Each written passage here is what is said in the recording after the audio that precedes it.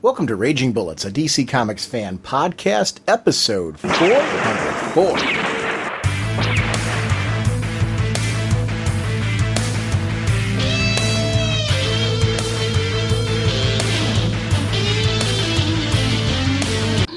Welcome to Raging Bullets. I'm Sean Whalen, drnorge, and I'm joined as always by my co-host Jim. Sean replaced me with Magus. So sends the Sensei of the Whatnot Segulent and the Duke of You Know. How's it going, eh? And Jim, or Magus, I should say, it's really great to have you here on this episode. I promise I won't kill you. I thought you replaced me with Hawkman's arm. Oh, that would have been great. He wasn't available. Okay. He's trying to save the world.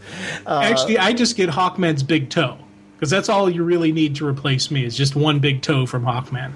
Hawkman's big toe. That'd be great to do a whole episode with Hawkman's big toe.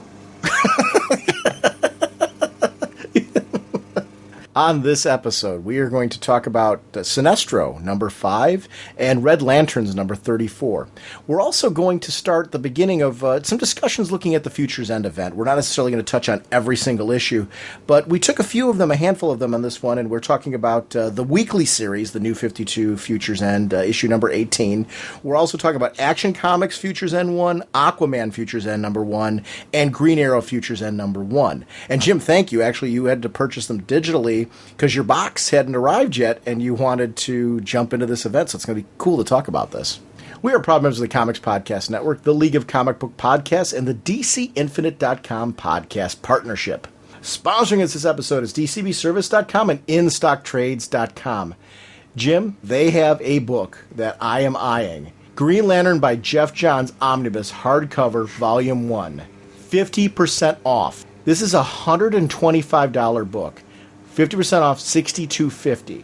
It has in there Rebirth 1 through 6, Green Lantern Corps Recharge 1 through 5, Green Lantern 1 to 25, Green Lantern Corps 14 to 18, Tales of the Sinestro Corps Superman Prime number 1, Green Lantern Corps Sinestro Special number 1, Secret Files 2005 number 1, and Green Lantern Sinestro Corps Secret Files number 1. That's huge, the amount of books. 50% off, only $62.50. If you haven't read those, or if you're a longtime fan and have read them and want them in... I'm a big fan of omnibuses. I am so eyeing that. Yeah, I'm getting that. No debate whatsoever. Well, are you like me, though? Like knowing that it's 50% off? Yes. For me, it's $125. I don't know. Knowing it's 50% off, I'm like, this is my chance to get it because 100%. Yeah, that cover price I can't do. Yeah. So that's really what I love about DCB Service, the fact that you can get everything at such amazing discounts. I look for this at the beginning of each month. Over at InStockTrades.com, they're in the middle of a moving sale. They're moving locations, and because of that, they're doing like these really cool deals. So please go over to their site and check it out. But I just want to share a couple of them that are right on their main page, like the Forever Evil hardcover. It's 50% off, only $12.49. That's for the hardcover. I mean, that's crazy. But then they have some of their older materials, like Heroes. Heroes, if you're a fan of the television show, I was a big fan of this. They had an online comic that was going on. Well, those have been collected into hardcovers, and the second edition variant hardcover edition is 70% off, only $8.99.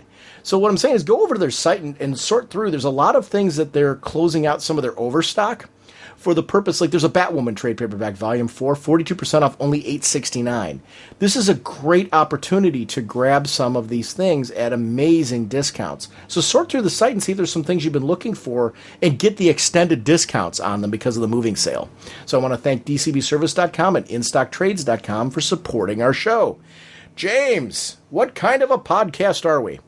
Raging Bullets is a spoiler podcast. We go in-depth into plot lines, story twists, and whatnot on the comics we're discussing on the show. So if you haven't read the books, you may want to come back later so you can better enjoy the show. You almost said spotlights. I almost did. Well, I am a big toe, so I'm still learning to speak. That's a good point. We've got to give you an opportunity.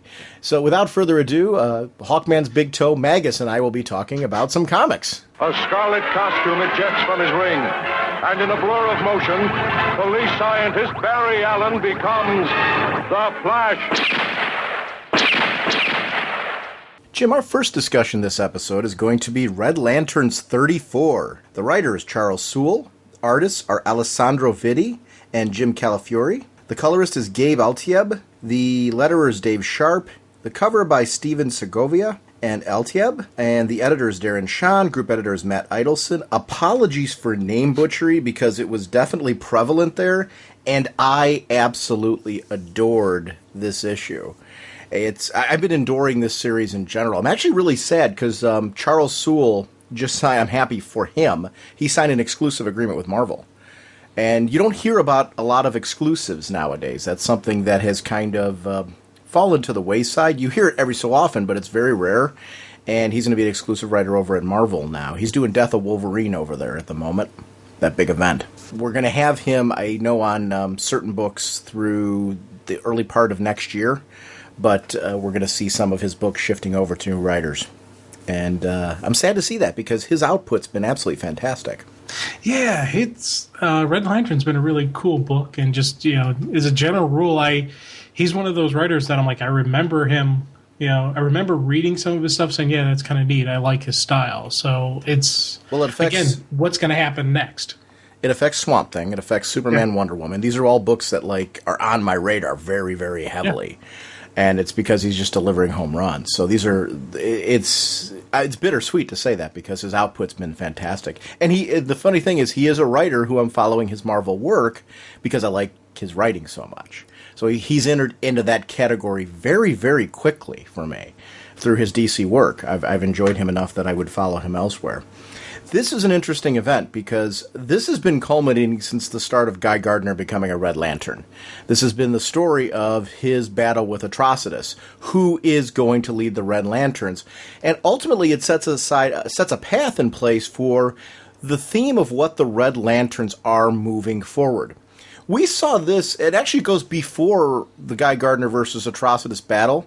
It goes all the way back to when we saw Atrocitus start to finally get revenge for what his rage was. And that started a shift in Atrocitus for what is the driving force behind who he is and what makes him the leader of the Red Lanterns. We saw a shift in the character then that made you start to question then, does he have it inside him anymore to be the leader of the Red Lanterns? And it's so great that this issue kind of culminates everything we've seen through the character arc of Atrocitus from the beginning. It's not like we're done with the character at this point. I don't mean it that way. But it does feel like this has been an evolution that's been in build for a long, long time with that character. And we see it come to a head in this issue. Very, very satisfying. Oh, God, yeah. It questions the what is rage?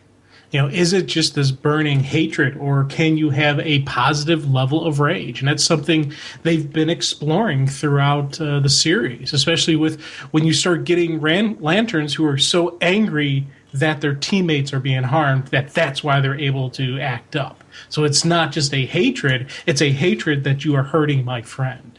There's that positive level of what is, the positive behind the hatred. And I thought that was always a really cool exploration on what is the nature of rage. What is pure rage? What is true rage? Is it what side of the spectrum does it ride on? And I thought that's something that we've seen, and we've seen where is the true strength. I think the thing that strikes me, though, is it's not a positive emotion. I think that's been explored here very well. It's being able to harness the other parts of yourself while you are harnessing your rage. How do you live by a code when it's coming from that negative? Because even in the examples you were saying, where there's more of a positive side of it when it's a friend of yours, and you couldn't help but go back to the word hatred because there's such deep elements of darkness in that emotion. And where it comes from, the trick is tapping into that, using that to drive you while not giving up the other core values of yourself that are present. They're an interesting character study because it's such a different emotion to pull your power from than any other.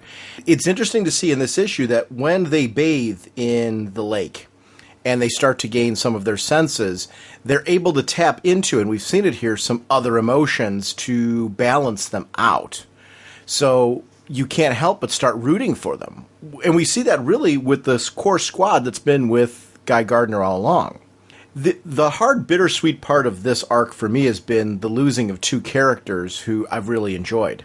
You know, our human beach ball and Scalix, who I thought, like, did he turn? Did he not turn? I was so happy when we found out that he didn't turn.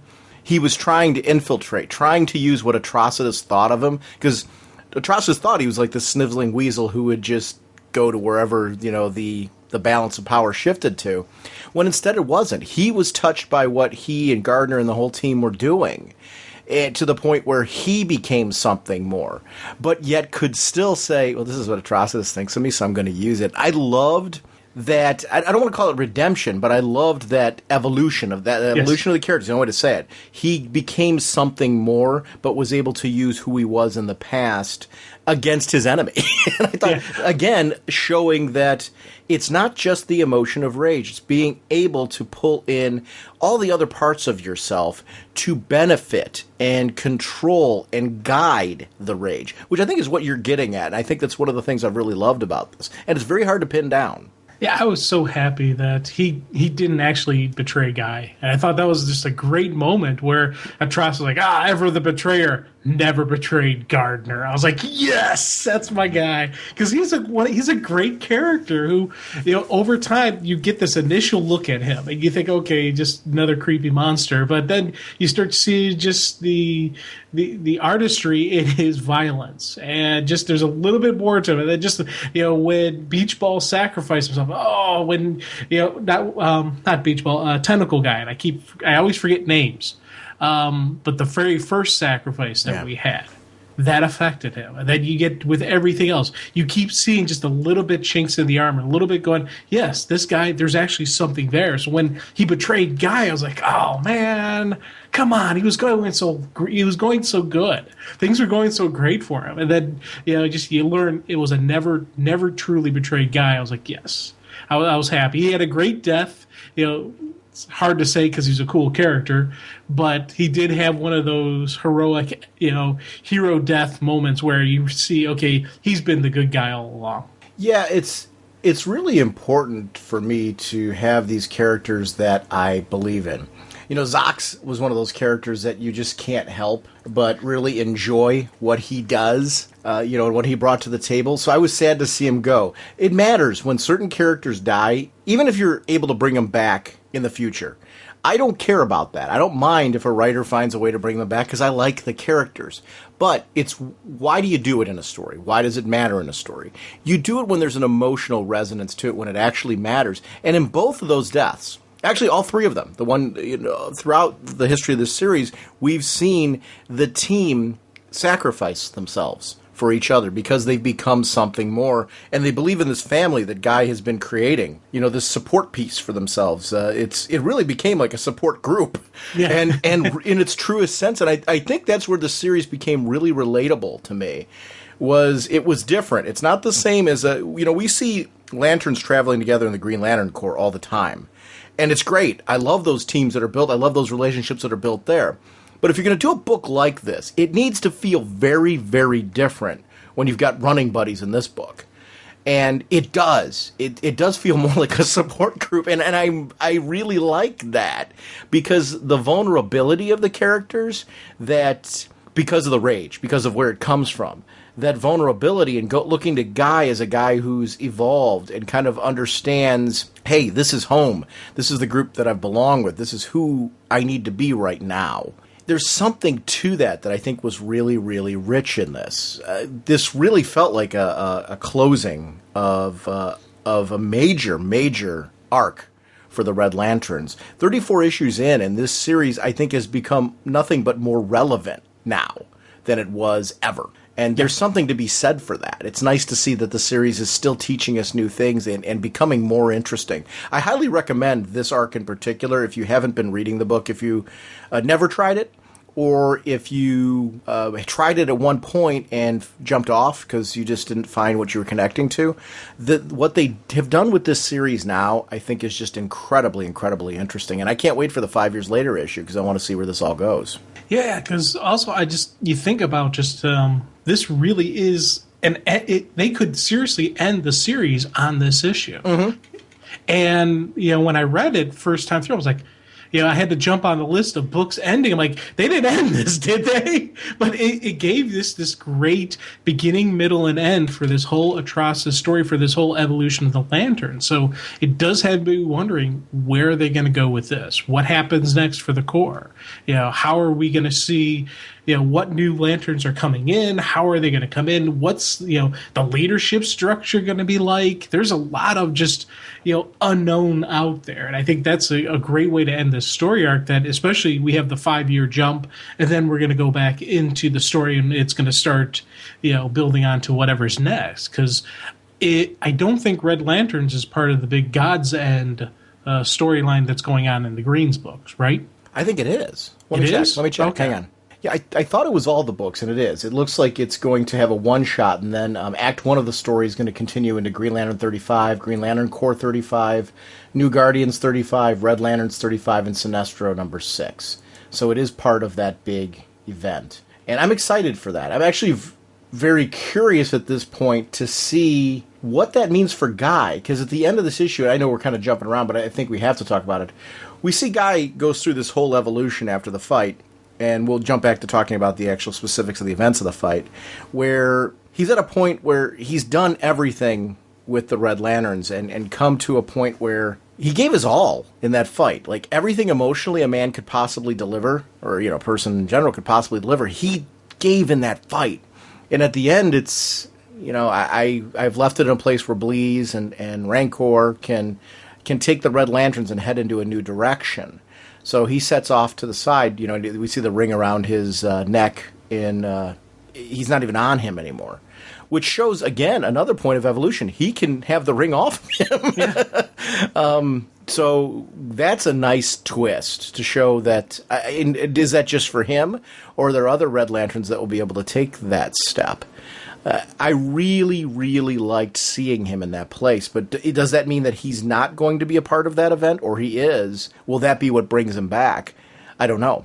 Well, we saw Kara take her ring off, but part of her surviving was the fact that she's Kryptonian. Mm-hmm. That's how she stopped being Red Lantern. She physically just pulled the ring off, and, what happens. But she, again, she's Kryptonian, so she was able to survive it. But Guy, it was about combination of that willpower to live and just the strength and just the purity of his rage. And I think that is, again, you look at, and every emotion has multiple facets to it. You get a person who's, with willpower, who's very confident in their abilities. Well, how easy is it for that willpower and that confidence to become arrogance? How easy is it for somebody, who loves somebody to go into an obsession, or, the vanity is simply loving yourself. Well, love is a great emotion. Well, guess what? Here's an example where love kind of goes wrong. And there's so much stuff with these different emotions where you start tapping into it. I think for Guy, part of it is the fact that he is such a strong willpower. He was strong enough to be a Green Lantern, and he has that will, he has that rage, he has them both in balance, and he has them both in check, that he's able to do stuff that others can't. And I think that is a sign of it. And, it's, again, where they can go with this emotional spectrum is such a nice wide variety out there, and they're just starting to really tap into the strength of the emotional spectrum. I think it's more with Guy, though, building off what you're saying, actually taking it a little further.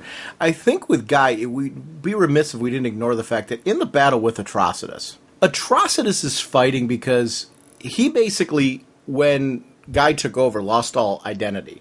But he started to have that gradually happen, like I said, when he lost the driving force behind his rage. It was always his history and his event. Once he got revenge for that, there wasn't that thing to drive him anymore. And being the leader of the Red Lanterns is what driving him, which is different than coming from a point of rage and understanding that emotion and being pulled from who you are on the inside. At Guy, it's at his core. And you see that when he takes off the ring and hands it over to Atrocitus to show, basically, you don't understand. It wasn't one of those things where I stole it from you. I took it from you. And I took it from you because it was destiny. It's who I am. It's where it come from the inside. And eventually there will be a dog that comes into the yard for Guy. I'm assuming, Guy will hit a point in his life where Guy no longer is that person. It's very different when you understand the purity of that emotion from, that's where you almost see Guy at, I don't want to say, like a peace at the end. It comes from a point where, like, I completely am in touch with that emotion now in a way that's so totally different than what Atrocitus could ever achieve. He took it to the next level. So he really is like the guru of rage. I mean, he understands how to fit that so totally into his life and yet to control that emotion in a way that maybe goes beyond his understanding of willpower. He's almost become the Hal Jordan, not almost, he has. He's become the Hal Jordan of the Red Lanterns. He just completely understands it in a way, or even the Sinestro of the Red Lanterns. And when we talk about Sinestro's book, I think there may be even a closer tie between those two than maybe even his tie to Hal Jordan when we see what Sinestro's done with the emotion of fear. So it's interesting to talk about these two books at the same time. It wasn't planned this way, but they seem to, there's a synergy between the two of them with what's going on here. So it's very, very interesting time for the Red Lanterns and to see where this is going to go from here. Speaking of the team, as Ratchet, by the way, was the character that sacrificed himself, the tentacled Red Lantern. And I wanted to make sure, I was going to shout it out. I'm like, where do you fit this in? But I want to make sure that we shout out the actual name of the character. It's such a good core group, from the statues that Guy had crafted and all that. It really was, we were on the journey of them finding their way. Every step that they were taking along the way felt like them gradually trying to find their way, and I liked that. I liked that approach. It was something a little different that I think gave us a chance to ride along with them in a way that we haven't with other Lantern groups. Because the Sinestro Corps, we saw Sinestro give birth to them and kind of lead the team, but that wasn't something, we were riding with Sinestro on that. We were not riding with the individual members of the Sinestro Corps. Even with Atrocitus, you could argue the same thing. We were riding with Atrocitus. We didn't get to actually get to know much of his group. And I do think that's a difference between the connection this time around, and maybe you feel differently. But I felt like with Guy, when he took over, we saw the gradual evolution of the whole group. So now there's a team that I care about, not just a singular member. Because I remember reading Red Lanterns before, and I was very interested in Atrocitus, and then his battle with Bleez, obviously. The other characters were cool and interesting, but I didn't feel like I got to know them the way that I did Atrocitus and Bleez. And Dexter. Maybe you can argue Dexter. But that's three of the characters. The Beach Ball and Scalix and Ratchet and characters like that, I didn't really get heavily interested in them until this run where we got to see them teaming up with Guy, where we really got to know them at a different level. Especially when they started being put into the lake and things like that. That was cool. So I don't know if that felt the same way for you, but that was for me, I think, the connection point. We know this team in a way that I think we know the various core groups when they're, traveling around together. And that's what makes them all the more interesting. Oh, God, yeah. Yeah, and I think when they shifted from the Atrocitus run to Guy Gardner run, they shrunk down the team, and that's when they really started developing, the characters and developing who they are and just giving us that glimpse into it. It's, again, I always say that the Green Lantern Corps is more fascinating than a single lantern. Single lanterns are cool, and I've got my favorite, you've got yours, etc. But the concept of the Corps is always something that I enjoy more than a single Green Lantern. So when we have a Red Lantern Corps, and we start seeing the overall picture, that's when I'm like, yes, I like this over that single focus on, granted, it is an awesome character, but it's still, I like this, the overall picture. And just so everybody knows, we do know that Zox is the name of the beach ball, but we always just refer to him as the beach ball. Yeah, and I referred to Zox earlier as Zox. Yeah. But the beach ball is far more interesting to me. It's a funner name to say. It is, yeah. Interesting when you see the Red Lantern's powers manifest, because very similar to the Green Lanterns, they are specific to the characters. I loved seeing the Judge and how that played out. The Judge got to a point where not only did he have to judge all the other Red Lanterns, but he had to judge himself. And he learned something from judging Guy about how so many of them were lacking. Yes. And speaking of manifestation, Shadow Thief. I really liked seeing how Shadow Thief's use of the red was much more like the shadow energy that we've seen from characters like the Shade, from characters like the original Shadow Thief, since the previous universe and since the New 52 kicked off. Just the way that those powers manifest, it just looks different. And I really like the playing around of those visual styles, because it makes each character have a unique personality you get to know something about. Like, I wouldn't mind seeing more exploration of Shadow Thief as a Red Lantern. I don't know if that's possible anymore, but after the massive explosion, but who knows? Oh, yeah. Shadow Thief, I wonder what's going to happen to her going on in the future. You know, because she hasn't been dipped into the Lake of Blood yet. So brain is still kind of fried. Well, you know? are they, though? Because when they were all knocked down on that, did some of them lose their rings? Well, Guy pulled a bunch of the rings off. Right. So he's got a bunch of them, but I don't think he got hers. I thought she's still around. We don't see that. I'm looking at the images now. The explosion went off, and we don't see who's... Right. There's no indication. And wait, here's the thing. Maybe, yeah. There's no. I don't think there's an indicator either way. I'm interested in that. So I don't think I don't see anything to indicate a definitive answer either way. And I kind of like that. I'm actually intrigued by that. I don't know where you would put all that and what the point would be right there. Yeah, because in the end, the only lanterns I see are Guy, Rancor, and Bleeze. Everybody else has their ring pulled from them. Some are inside the belly of the one creature and getting sent back to John Stewart, but the others, I don't know what happened to them. So, yeah, I don't know Shadow Thief or the Judge even. I think the Judge is completely gone. Well, the Judge blew up. Yeah. Now, that's not to say the Judge... Again, it's a comic. You never know. Right. She very easily could have survived it. And there also can be Red Lanterns that weren't there. Right. That we don't know about. I mean, there's a lot of opportunity here to explore that. I really liked that part. I did like Supergirl teaming up with them, too, for this arc. Not as a Red Lantern, but as Supergirl, because she became a comrade at arms with them.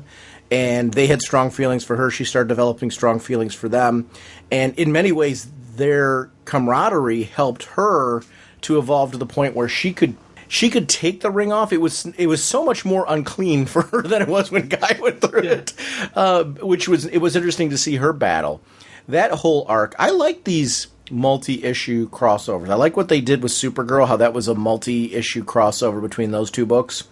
Yet they were separate stories, if that makes sense. Supergirl's book was doing its own arc that was reflecting what was going on with her and Red Lanterns, which was a good move, because I really enjoyed reading the Red Lanterns arc, but then jumping over to Supergirl to seeing how this is affecting her on Earth. I thought that was all real neat. They're doing a really good job of taking pockets of the universe and crossing them over and letting them teach us new things about each book. In a way that, because I really felt walking away from that arc, I liked Supergirl, who I was already enjoying even more. And I liked Red Lanterns even more after that arc. So that's a good move when you do a crossover like that. And that should always be the goal of doing team-ups or crossovers, whether they're big or small. They should really be for the purpose of advancing for the readership their knowledge and understanding of the characters to the point where when you walk away afterwards, you feel like, wow, I know them more, versus I feel like my book's been derailed. That always seems to be the big issue that people have when a crossover comes over. Well, you just derailed my whole book. Now I feel like, we're trying to jump back into something that was already in progress. These organic crossovers are much more my preference. I love it when characters meet each other and all that. I love it when it's more like this than instead of my book being taken aside and derailed. Good move. I mean, this is... it should be a template for how you do this kind of thing, whether it's a big or small crossover. Yeah, and here's the thing I'm wondering about. The future going forward. We got Rancor and Belize, who are basically going to be in charge of the Red Lanterns. But we also have that connection between the two of them where it's beyond camaraderie, it's beyond friendship. There's an actual emotional spectrum. There's actual... the beginnings of love going on between these two. Mm-hmm. And what happens when you have the love and the rage mixing together? Well, the Green Lanterns have that too, though. Yeah. But again, and Green Lanterns will have rage, and Green Lanterns will have all the other emotions. It's which is your predominant, prevalent emotion. And what you're saying is actually interesting, because what you're trying to say is, are they going to be able to keep what makes them a Red Lantern, or will the other emotions overtake them? I don't know if you're truly a Red Lantern, just like if you're truly a Green Lantern. Like, we all have willpower, right? But that doesn't mean that we all can become Green Lanterns. I actually loved when Ollie Queen put on the Green Lantern ring way back when, because in that issue, just pumping on an arrow from the ring, you got to see, like, he does this all the time. That line, that concept that Ollie was talking about when he did that really says something. Yeah, sure, you can throw it on, and we saw in the things like Blackest Night and Brightest Day and all that, where we saw certain characters having rings based on their archetype. Let's use Scarecrow as an example, becoming a Sinestro Corps member, just because they tend to fit that archetype more. That's cool. I mean, that stuff is really interesting to me when you explore that. But I think the people that are chosen for a reason. We see with the Red Lanterns, though, there becomes a danger, and that's what happened with Ratchet. Ratchet was diminishing. Is that always going to be the case? Will that happen with Bleeze and Rancor? And I know that's what you're getting at here. I don't know. Because I don't know. Look at Guy. I think Guy, we see a real evolution here. But is Guy done? No. I don't think so. Guy, I think, could easily pull it in again. Because at the end, when we see him flying away at the end, he's still tapping into that power with no issue. So he's gone to a whole different level. And I think the others could do something similar. Maybe not to the level of Guy. Because Guy really does feel like, to me, at this point, they're Hal Jordan. Because we see Hal Jordan every so often do amazing things as a Green Lantern. And that's what's cool about Hal. It's a little edge that he's got. Kyle does that as well. I think John Stewart's having that kind of mark. It's usually our Earth Green Lanterns that we're seeing do different things. Baz, great example, right? He does those cool things. So I don't know. There's those standouts that can kind of do that. So maybe Rancor and Bleeze will be those types. Rancor was the first one that was doing constructs, so who knows what else they can do. I'm interested in that relationship. Are you invested in that like I am? I want to see those two involved. Yeah. Oh, I want to see those two so bad, and I want to see more Dexter as well. I love that cat. That cat is absolutely just wonderful. Just, again, another wonderful character that got developed throughout this, where, he starts getting his intelligence, and his intelligence develops beyond what a cat would actually have. But it's that progression, and to the point where he's speaking and just his constructs are going through, and he had some solid constructs going, and just that final panel with him, well, not final, but his knockout punch, where he's like, no fair. Bam! A big hammer hits him. I love that look on that little cat's face as he gets squished. And then when the hammer picks up, there's bits and pieces inside the hammer. And I was just like, oh, man, that is awesome. Because I don't want this guy to go away. I want more Dexter. Yeah. I'm excited for that. Good news is Charles Soule's going to be the writer on Red Lanterns during the Godhead crossover. Oh, cool. 35 is going to be him with art by friend of the show, Jim Calafiore. Ooh, nice. So it'll be cool, yeah. So that'll be part 5 of it. I like crossovers like that. I really do. I think that the Green Lantern books, for some reason, I like space opera. And when they build to these big crossovers, there's something to that. I like them there. Do you have any issue with Green Lantern crossovers? Do you think they do it too much? What's your thought? And you don't have to be. I like them myself. I'm really into them. I think that they're built well. But that's my take. Are you in the same place, or do you feel differently? And it's okay if you do. Well, my theory on this is, as long as it's furthering on the story, and it's not just a crossover for a crossover. Mm-hmm. And the Green books have been really good with doing a story, making it part of the story, not just a crossover to get you to buy more books. And the Green universe, and including the Red and the Yellow, they're all connected. There is that giant emotional spectrum. So, one, it makes sense for them to have the crossovers.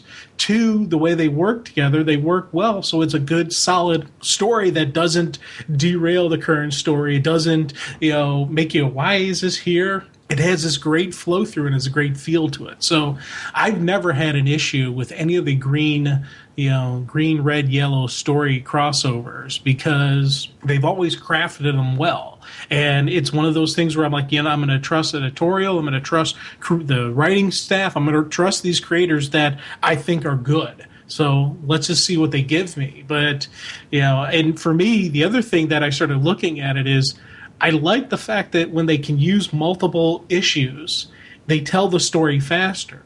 For example, if they only put this in the Green book, if they only put Godhead story, it would be 5-6 months before the full story is told. By using all the different books, it's getting told in 1 month. Boom, we get the full story, within a couple weeks. And I like. Now, looking over the premise of the story, it looks like the High Father is going to be reaching out because of what happened during Lights Out to gather the rings himself for the purpose of using it against Darkseid. Yeah. And it's Interesting part is that does include Kyle Rayner, who obviously we saw a big role with the Source Wall and what's going on there. Will Kyle intersect with other Lanterns during this event? Will we see that for the first time? And if so, how will they react? I'm very, very interested in that. Either way, I want to see how they handle that. I'm fine if they keep it a mystery still, and Kyle's a part of this event because of what's going on in his role. But I'm also very intrigued to see what happens if they find out he's alive. I'm going to personally guess that they're not going to find out he's still alive yet. They're not ready yet for the big reveal that he's still alive. So I don't know how the connection's going to happen, how they're going to play out his piece of the story, but I'm guessing it's not going to happen yet. His piece is huge. Yeah. So it's cool. Well, he fused with the Source Wall and then was able to pull himself out of it. So he opened the doorway. My guess is he opened the doorway for all of this stuff to happen. Yeah, I'm looking at the blog of OA for this part. They did an article on July 11th just about the whole event. So I jumped over there, and it was they have each issue broken down of the first arc, and it's really cool to see that. It's solicits. It's basically all in one nice spot. But that site's so well done. It's nice to see that with our friend Myron Rumsey over there, and they do such a really good job. But I'm excited for that event. I really, really am. Want to talk about Sinestro? Speaking of more Green Lanterns, let's definitely jump into that book, because I think the themes that we're talking about here explode in that book. Our next issue will be Sinestro number 5. The writer is Cullen Bunn, with artist Dale Eaglesham, colorist Jason Wright, letterer Dave Sharp, cover by Rags Morales and Jason Wright, associate editor Darren Shaw, and group editor Matt Idelson. And apologies quick for any name butchery, because Dale Eaglesham from JSA in those days, I fell in love with the artwork. And it's one of those, I don't mention his name enough, but when you look at the cover by Rags Morales and the interior artwork and the colors by Jason Wright, who we fell in love with during Secret Six. Yeah. I mean, this is just really a spectacular book. The writing is phenomenal. The artwork is phenomenal. This is a top-tier, top-of-the-stack book in terms of quality all around.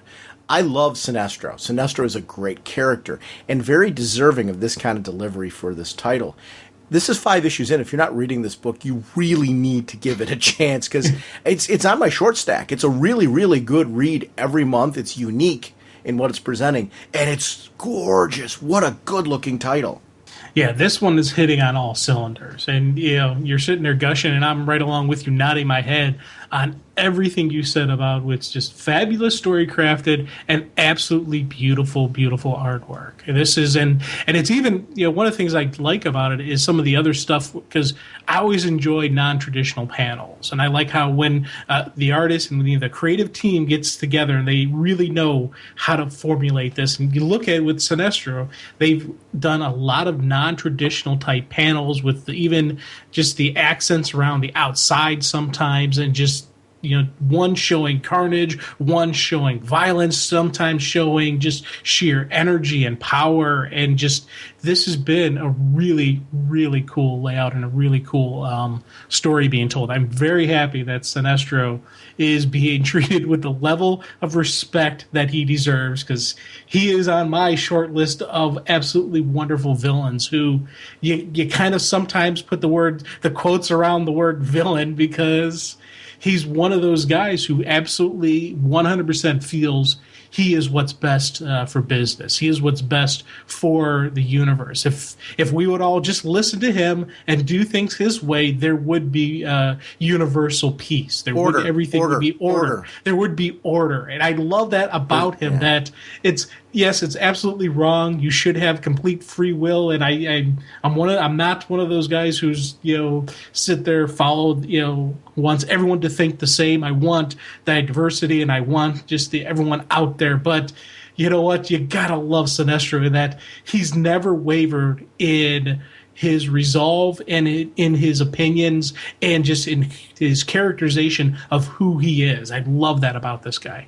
One thing I really like about this book is everything you said, 100% true. And I do think, I agree with your term peace, but the reason why I threw order in there, sometimes when you do peace through order, what have you given up for peace? Yeah. I mean, and do you really term that peace then? Because what emotionally are the people going through that have been subjected to this order?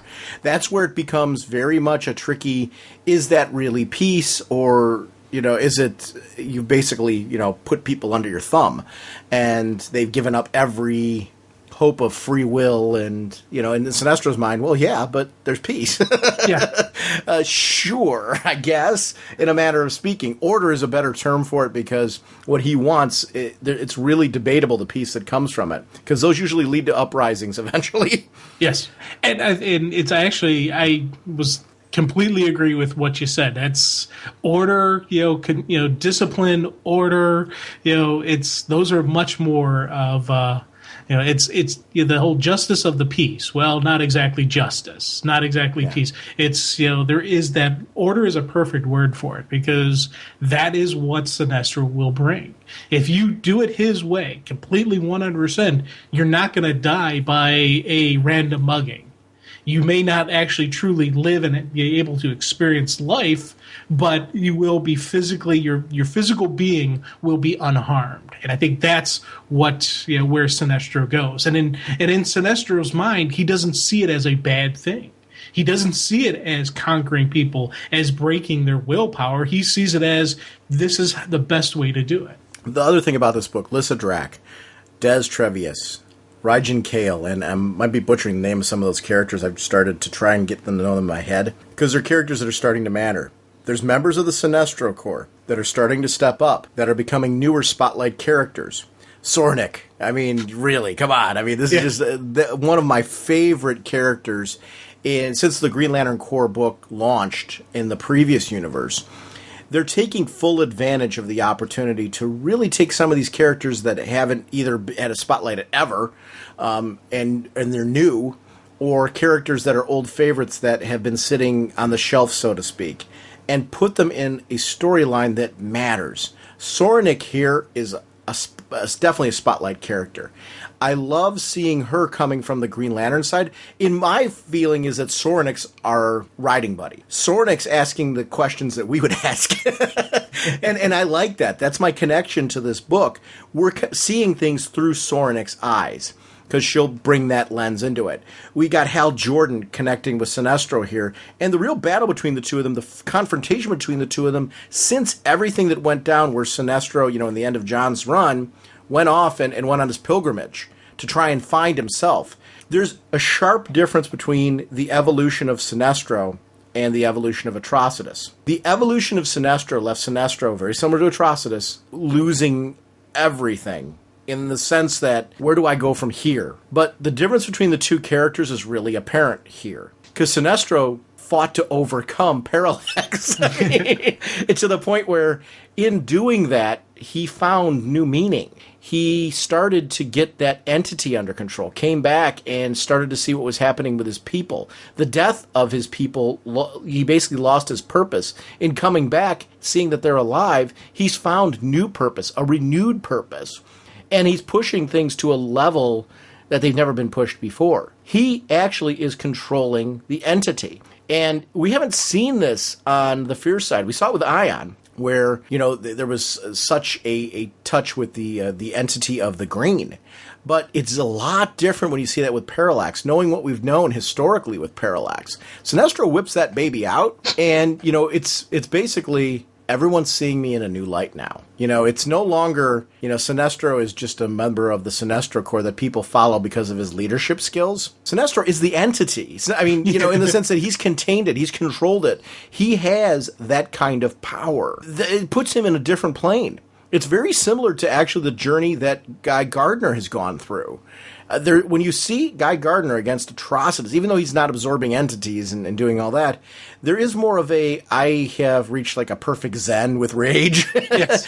You see that here with Sinestro, in that when you can control the entity like that, and I think that story is far from done and is going to be incredibly interesting moving forward, but when you're in that place where you can control that entity, wow. For us as the reader, it opens up some interesting questions and some interesting opportunities. I really, really like where this book is heading. And I love that we see that reveal for the first time in this issue in his confrontation with Hal. What a perfect way for that to go. Oh god, yeah. And if it were anybody else, anybody other than Sinestro, I would question how much does he actually control the entity.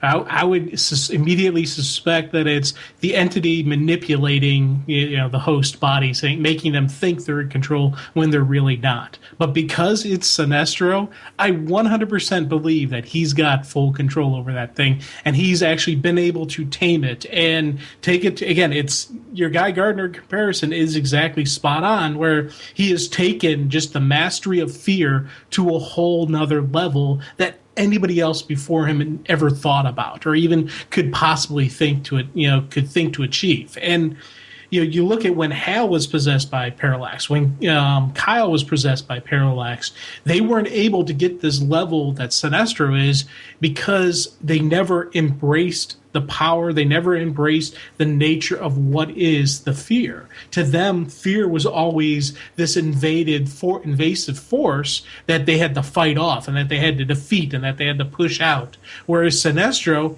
he embraced it as a part of him. He became one with the fear, just like Guy became one with the rage. And, it's showing the, strength of will that Sinestro has. That same strength of will that Guy Gardner had to master rage. Well, now we see that in the fear, the will and the fear that come together in such a level that you get these amazing control, manipulation, and or whatnot of the emotional spectrum.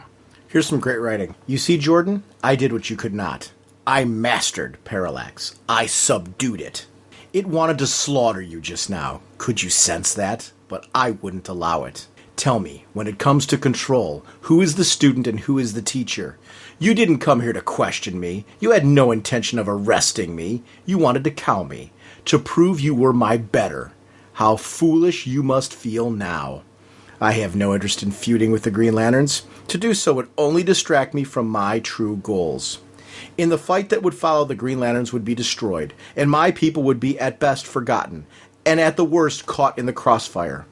I'm sure that's something no Green Lantern would want. I mean, in that moment, what does Hal do? He basically, that speech right there was, where do you go from there? Hal, it's a trap. Hal has no choice. And in that moment, the defeat that Hal feels, it's not a physical defeat. It's a, emotional defeat. It's a philosophical defeat. It's what do you do? There's no angle you can come at that at the moment and win. There's no winning from that. You just have to walk away.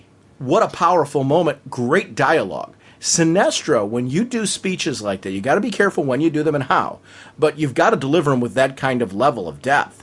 Yay. I mean, what a great dialogue sequence that was written there. That was really, really good. And when you have that artwork backing that up, I mean, wow. Just really, really powerful. It's one of my favorite dialogue sequences of the month because it just really, woof. Yes, and you talk about just the great artwork. The scene right before that where he's like, rise, Parallax. And you get Parallax out, and it's that 2-page spread. And you see, just how cool Parallax absolutely looks. And just absolutely beautiful, demon-esque. I don't know how to describe Parallax, but you also have the awe and admiration of the Yellow Lanterns, and you have the horror, and then you have the people cowering in fear. You have just Hal Jordan getting his butt handed to him. There's just some great physical, these great just visual treats, and then you go into that powerful message where, again, throughout it, the dominance and just the physical presence that Sinestro has after that. I was like, man, these are an absolutely beautiful couple pages that just, this is writing and, the full creative team all firing on all cylinders together. And I'm just like, dang, this is awesome. This right here is one of those moments where you go, wow. Yeah, I can't wait for more of this book. It's only a few issues in, and it's already delivering on this level. Yeah, and that's really something that is going to be fantastic. I've been loving the development of the other Yellow Lanterns. Yeah, because I'm not good with foreign names, and I'm not good with alien names. When, especially the Green books, they always get me when they throw out these names that I'm like, "What's their name again?" And I always forget it because it's not simple stuff like Bob and Joe. I remember those easily, but these characters that they first get pulled in by their yellow lanterns, so they're first initially following Sinestro, and you could see they're plotting their own adversities against Sinestro. They're plotting their own, seeing, let's feel them out. Let's see how we can take advantage of the situation. But as these issues have been going on, they're like, whoa, this guy is at a whole nother level. And you can see them starting to get the respect and admiration. And even that sequence where Hal and Sinestro are arguing and talking, but the Yellows are watching. They're like, no, look, this is as much entertaining as a physical battle. See how they're manipulating each other, looking for a vulnerable position, and it's just a debate and it's a discussion, and they're watching this and they're studying these two. And I was like, man, right there, that is a cool insight into these characters as well. Yeah.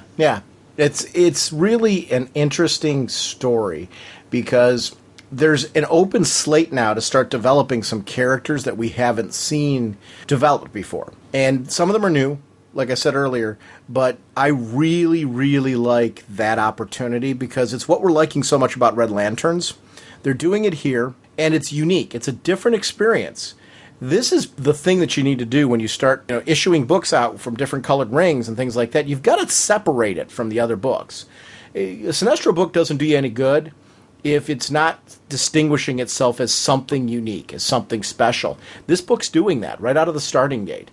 And Red Lanterns is starting to do that now, right? With the creative team. And I have high hopes for whoever takes over for Charles Soule on Red Lanterns, that they can deliver the kind of delivery he's been doing over there because, I want it at the same caliber it's been, and this book right now is a great example of how to do that. Oh, definitely. Yeah, and it's you talk, and it's funny because we sit here and we hit on different stuff, and it's the relationships, but it's the twisted and the deformed relationships, but then there's the solid. It's so complex, and it's I think one of the things that I like seeing, like you got Sornak, you got it's the father-daughter, very difficult father-daughter relationship, but you're seeing her interact with the other Yellows. They initially captured her. She had no powers. Well, so that first thing Sinestro does, gives her a Green Lantern, lets her recharge. She's free to go. Or she can stay and help her people. So you've got this relationship between this doctor and the patients, and she wants to protect them. She also is curious what's going on here. You've got these such wonderful dynamics. I'm like, man, there's so much we said there's so much they could do with the red. Well, there's so much they can do with the yellow as well. And that's why I'm really glad we're getting these series. I remember back when they first started talking about all these different books within the Green Universe, I was one of those guys who said, I'm looking forward to it, but I am worried that they're going to overdo this, that they're going to oversaturate the market. They're going to, and I was one of those guys that was like, had my fear, but we're getting stories like this. We're getting stuff where you say, okay, this is why you have to have this book right here. If we didn't have this book, we wouldn't be getting such really cool looks at the human nature through non-humans. Yeah, that's exactly it. Storytelling has always got to be the purpose for creating and drafting a series. And that's where pitches are really important from creators. That's where story concepts are really, really important. It goes back to a lot of the concepts in comics. Well, okay, it's a financial market. We want comic companies to be able to sell titles so that way the titles do well so they stick around. That's a big important part of it. If a concept's doing really well like Green Lanterns has been, you want to expand it out. They do the same thing with the Bat books. They do it with Superman titles, Justice League books they've been doing it with. It's a common occurrence that when something's doing well, Aquaman doing well, let's do Aquaman and the others. That's a normal concept. All comic companies do that. They'd be nuts not to. But the trick is, and where you've got to be really careful, if you want your audience base to buy into it, there's got to be really good storytelling reasons for doing it. There's got to be a book where when you pick it up, it feels substantial. It feels like you're advancing the story, which is what we keep talking about. I want to feel like when I'm reading this, I'm not being given constant fill-in issues. I'm being given something of substance. I actually like fill-in issues. I'm not against them. I like my book coming out monthly, so, if you're in between arcs and your creative team needs to catch up or something like that and you got to fill in issues to put in, get it out there to me. Just make sure it's a good fill-in issue. I want that. But you don't want a whole title to feel like that. That becomes a problem. Because what ends up happening is the title has no legs. There's no reason to stick around. I can stick through a fill-in issue. I can't stick through 6 months of fill-in issues. That I start to lose interest. It's one of those things where I want to feel like my character, and Sinestro does in this book, has moved forward in a way that I've never known before. The cast and that's on the I almost said the cast and crew like they're on a TV show, but the whole cast has to feel like they're moving forward and they're teaching me something new about the concept. This is happening. It's really important in comics to do this because it's serialized, and there's nothing serialized about spinning wheels and staying still. We want forward momentum. We want to go somewhere we've never gone before. Yet it needs to feel familiar as well. That's the balancing act. You want to capture the longtime fans that are like, I haven't read Sinestro. I always liked Sinestro. I haven't been reading DC in a while, haven't been reading Green Lantern books, but I've always been interested in the character. When they jump onto a series like this, you need to feel like anybody who's ever read Sinestro should know that this is Sinestro. He shouldn't feel foreign. But they should also feel like the character's in a new place that has significantly advanced. This issue did a great job. It's actually a good jump-on issue in the sense that everything that happened in this issue, they told you pieces of Sinestro's history recently that we didn't see as the reader. So it brought us up to speed on him. I would have no hesitation to say pick up Sinestro 5, and you're going to tell real quickly if this book's for you or not. I think that it's really a good jump-on issue. Oh, God, yeah. 100% agree with you. This was a great issue to jump on, especially because going forward we're going to get, the continuing adventures and just everything that happens with, because the God's Head story crossover is next. You got the 5-year jump coming up, because Sinestro has a 5-year jump, correct? Everybody does, it looks like. Yeah, so you've got that going through. So right here, issue 5 is a cool place to pick this up initially. The one thought that popped in my head, especially at the end of this, you think about just the defeated Hal Jordan, just how, again, emotionally and physically beaten up, where he's questioning what he's doing. He's got you could see just the way he hangs his head and he just tells Sordak, hey, just go. Take care of your people. You can you hear the defeat in his voice. What happens with the Yellow Lanterns that they currently have in custody? Because I'm pretty sure that the Greens have some Yellows still in custody, but I'm not 100% certain on that. I don't remember what happened after the jailbreak. I have to look back. I don't have that off the top of my head. Because I think you're right, but I'm not similar, because you're presenting it in a way where you're like, I'm not 100% sure either, and I think you're right to do that. I don't remember if they were recaptured or not, because we had that prison break, and that's what's throwing the question mark in your mind, right? Exactly. And I thought they picked up some, but I'm not 100% certain. We've seen some scattered Yellow Lanterns out there, especially last issue that got killed by the other beings and yada yada and all that. So we've seen pockets of Yellows out there that aren't with Sinestro and that aren't worthy of being with Sinestro, and we've seen how Sinestro deals with those Yellow Lanterns. So we know they're out there, but I could have swore that they have a couple in their prison. If Sinestro says, hey, free my people, I can't see him doing that, because that would take away from his true purpose, and it's a true goal of saving his people. But what if that moment comes where Sinestro says, hey, I'm in charge of the Yellows. Release the Yellows to my custody. I don't know. Yeah, it's interesting to see how far this goes, and how much of that is Soranik going to take. Yeah, see, it's, again, I don't see it happening like issue 6 or 7 or anything like that. But down the line, once Sinestro's people are actually free, or he's gathered enough of them up, he's got them on a homeworld, and they're doing quote unquote okay. Does he start saying, okay, it's time to grow the Yellow Corps, or does he say, you know what, I need more Corps members because I need to protect my people? Does he start right now? He's not growing the Corps. He's preventing it from growing. He's making sure he's completely in control of the numbers. But down the line, it's going to happen where we're going to get an increase in the Sinestro Corps. Yeah, And I don't have a good answer for you on that, but I think know. Yeah, I'm just throwing it out there. No, it's good. I mean, it's a good discussion point. I'm actually interested in that as well. That's one of the cool things about the book, I think, is there's so much potential. I'm 100% thinking off page. I'm thinking 5-10 years down the line. I did that with Red Lantern. Mm-hmm. I'm thinking down the page, what about this? What about that?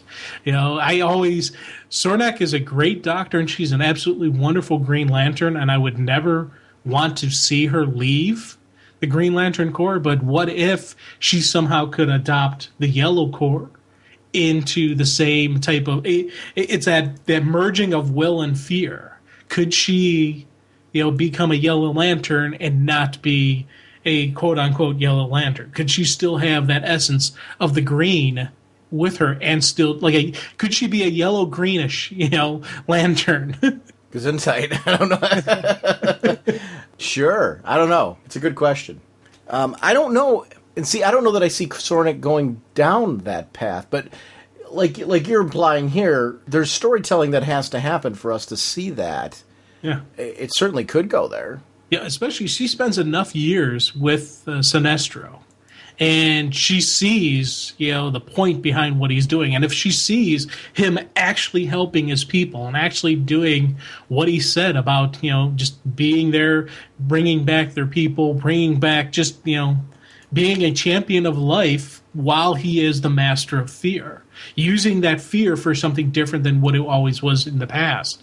Maybe she could go that path. Maybe she could. Again, I'm talking 5-10 years down the line. This isn't going to be issue 7 story arc where she turns over the green. But I would like to see that path or that possibility of her going down that line. Or she could remain a green among the yellow for all of time just because of what she's doing and why she's doing it. I think that'd be just as interesting and fascinating.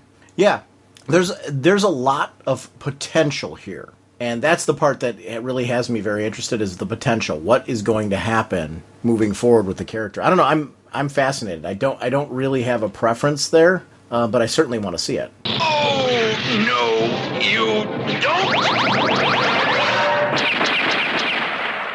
Jim, our next discussion, we're going to do kind of speeding bullets style, because we talked this morning, you hadn't received your comic box yet, and we wanted to do something to start kicking off a discussion on Future's End. Not just the month-long event that's going on, but also the individual weekly miniseries that's been going on, which is on issue number 18. So in this segment, we're going to talk about the New 52 Future's End number 18 casually, along with some of our favorite beats on what's led up to the 18th issue.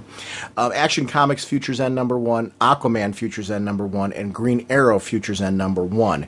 And the reason why I'm introducing all those right now is there's a lot of bleed over, particularly when you're talking about Green Arrow and Future's End right now. So it's really important to talk about that. And why don't we start there? In issue number 18 and in Green Arrow Future's End number 1, we have the reality that Green Arrow's alive. Surprise, surprise, surprise. And there's such a twist to that, because where it works for me on so many levels, I'm like, not only is he alive, he's with Roy. Yeah. Did Roy know when he was with Firestorm and chastising Ronnie? I assume so. Yeah. Or he actually, you think back to the Green Arrow Future's End number 1. The only person who knew initially was his sister, right? Emiko. So Roy didn't initially know anything. It wasn't until he was brought into the story. So when Roy started passing out the clues and Roy started giving the information to Lois, that's when he knew. So that was the point. We think. I'm assuming. Yeah, I don't know. I don't know at this point. And here's the thing. Can you? I don't know that I would fault him either way, because with what's going on there and what Ollie's trying to do and why Ollie went underground, he knows that the heroes from Earth 2 have been captured and experimented on. He knows that it's a much larger problem than anyone realizes, because he's uncovered that not only are they doing the experiments, but they have devices and there's the control potential there. He knows everything that's coming.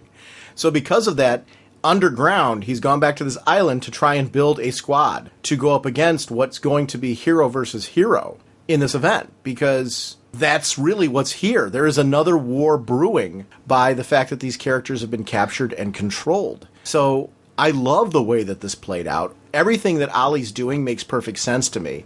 Everything Roy did, either way, I don't think it's spelled out either way. I would be fine if we found out that Roy found out after the fact, or if Roy was brought in on it from the beginning. It doesn't matter either way. The beauty is, I love seeing Roy in this light. I like the evolution of him. This is 5 years down the road. We're seeing this going on in Red Hood and the Outlaws with him right now, with where he's at. I could see him becoming this guy very, very easily. And I really like that, because we know this 5 years later that they're doing in Future's End and in all these titles is a potential future. It's not the future. It's a potential future. Could it happen? Yes. Is it guaranteed to happen? No. And even if it does, it may not play out exactly this way. So it's great to see characters winding up in places where you're like, well, this really could happen. I could see this going this way. Roy is a great example of a character that I think is being well handled in the presentation of this, because I love the take on him here. Oh God, yeah. And again, there was some really just those cool moments that you read this stuff before I actually did. And we were talking about what books we're going to do. And I'm like, okay, I'll jump online. I'll just, get the digital comics, etc. And I was like, hey, Green Arrow should be interesting with him being dead. And you're like, read Future's End first. And I'm like, as soon as you said that, I'm like, oh, Green Arrow's still alive. Cool. And so going into the issue, I knew he was alive, but it was one of those things like, okay, when are they going to do the reveal? How did he survive? It was one of those where knowing that he is alive didn't take anything away from me on the story. It was it was a well-crafted tale and it's funny because I loved how even Ollie commented on the fact that he felt bad using Magnus because he's done that before. And he went back to the old bag of tricks and pulled it out the same trick again. And again, it worked. And I was like, I completely bought it because I was thinking, yes, this is a possible future. And that's how they're going to get around it. So I was thinking, yeah, Ollie's actually dead. Okay. That's neat. Oh, he's not dead. Hey, that's the exact same thing they did before. Dang it. Ollie, you got me again. I feel like a real dolt, too, because Lemire's one of the writers on this. Yes. So I really feel like a dolt, because they got me completely. I thought Ollie was dead, and because it's 5 years later, I'm like, where they got me is it's 5 years later in a potential future. That means he doesn't have to die. Like something could change along the way where he wouldn't die. So I thought that was what we were going with here. I love the fact that it was played out like this. Yes. To me, that was far more interesting. I think that was really, really fantastic how that happened, because I didn't see it coming. What I really love about how this storyline, because it's world encompassing, we're seeing different camps, and so many of them. We know that Brainiac's the big bad right now, but it's not as simple as that. You've got Cadmus, you've got Brainiac, you've got Faraday, you've got Brother Eye. With the whole Cadmus issue, you've got people in there who there's very tentative, I don't want to say alliances, but agreements that are forming. That stuff I think is very, very interesting as this is going on. The Brother Eye sequence, now is Brother Eye with Brainiac? Is that how you're taking this? I'm taking it that's why it's a Brainiac Brother Eye combo. Okay. And that's what takes it to a whole nother level of they fought Brainiac before, they fought Brother Eye before. They've never fought a merger between the two of them. And I think that's why things get so nasty and things get so bad. It's the combination of the two. Now, Power Girl, when she's flying up above them right there. Power Girl's under control right now of the implant? Yes. Okay. And I took it, you see the sequence where her eyes are white as she's looking down at them, and then her eyes turn red. So I think in issue 19, we're going to see two heat vision blast down right where they're standing. Yeah, or the red eyes indicate an indicator that she's under control. I see it the way you're saying, too, yeah. So that's not disputing you. It's more of I'm anxious to see what's happening. But I loved seeing that sequence of events where she's looking in, and I'm like, oh, wow, we're seeing, what this interconnectivity is all about with the implants. Yeah. And it furthers when 50 Sue's having the discussion with Brother Eye. She's negotiating, saying, okay, this didn't work out for either of us. Let's do some negotiate. I don't want to like that character, but I do. Yeah, oh God, man! I tell you, I love you, 50 Sue. Okay, sorry. That's quite all right. I don't know that my love goes that far, but I find her an interesting character. You know what? She started off as so annoying to me that I immediately started liking her. It was a weird combo. I was like, this has got to be one of the most annoying characters I've read in a long time. Kind of neat. All right. Yeah, and she's supposed to be. Yes. So that's written that way. But this is one of those issues where I'm like, all right, in this issue, she's cool. Yes. and I feel wrong for feeling that way. Well, it's, again, the nature of, is she evil or is she good? What is she? What's her motivation? What's the driving force behind her? And I think that's something that we're never really going to completely get a grasp on with her. What happened to Superman? I'm sorry, I didn't mean to, I'm not like cutting that off. I'm fascinated by this. It's probably the reveal out of this issue that, it's funny, the Ollie reveal was the most shocking for me, but the Superman reveal is the most intriguing because he's sitting there, you have no idea what I did. This is very Kingdom Come in its presentation, but it's very different. Did he have something to do with the heroes getting locked up? I think that, but I think Superman may have taken a life. Mm-hmm. I think this is what he had to do. I think he actually killed people. I think he had to kill people to stop the invasion, to stop everything. I think we see this is what happened to Superman, where he crosses that line that he swore he would never cross. And I love the sequence between him and Constantine because, it was that interesting moment where, he's like, John's like, hey, one day I'll be able to talk about what I had to do without crying. And you think Constantine, is Constantine being a con man? Or is he actually being truthful that Constantine had to go to a level that he's not happy with? No, in general, Constantine's whole life's about that. We know that about him. He's mentioning the fact that that's who he is. Constantine's wired that way. So there's a connection there because we see Constantine do that. I mean, he did that in Justice League Dark. I mean, so that's who he is.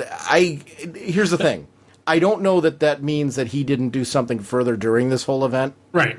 But, I mean, you could take that right back to what's happened recently in Justice League Dark as being something that he feels that way about. That's who Constantine is. Superman is not that guy. Yeah. So when Constantine says that, it actually adds more weight for what we know about Constantine. Like, would you be shocked to find out right now that Constantine did something untoward during this whole thing? No. But that's what got me with his line as well, because I wouldn't be shocked by it, but if there's something that takes even Constantine beyond what he did before. Sure. Because he's taken it to a whole nother level of what had to be done. Mm-hmm. But if he gets to the point where even he says, this is morally reprehensible, I feel terrible about doing this. What is that level of holy crud did I just do that moment? For Constantine to have to constantly be drunk at all times and just be constantly at the state of just disarray that he is. What did he do? He's not any different than he normally is, though. Constantine's constantly in that place. See, I'm reading it that he's at a more extreme level than he has been. This is an issue where I don't think you've read enough Constantine. True. Yeah, this is John Constantine right there. I mean, I think maybe you're just getting a better understanding of the character right now. He's walking morally reprehensible. I mean, that's the problem with him is what's so interesting about reading Constantine is he has these moments of great heroics and where you're like, for many issues, following along with him, you're like, yes, Constantine's batting on all cylinders. Then he does something where you're like, what are you doing? And it's because of the other stuff that you keep following him and rallying behind him. It's what makes him intriguing. But yeah, he's that friend you want to smack upside the head. You're still friends with him because of who he is, but ooh. I love the Tim Drake sequences. Yeah. He's a character that's being handled really well in this whole book. I also am really enjoying what's going on with Terry McGinnis, Batman Beyond.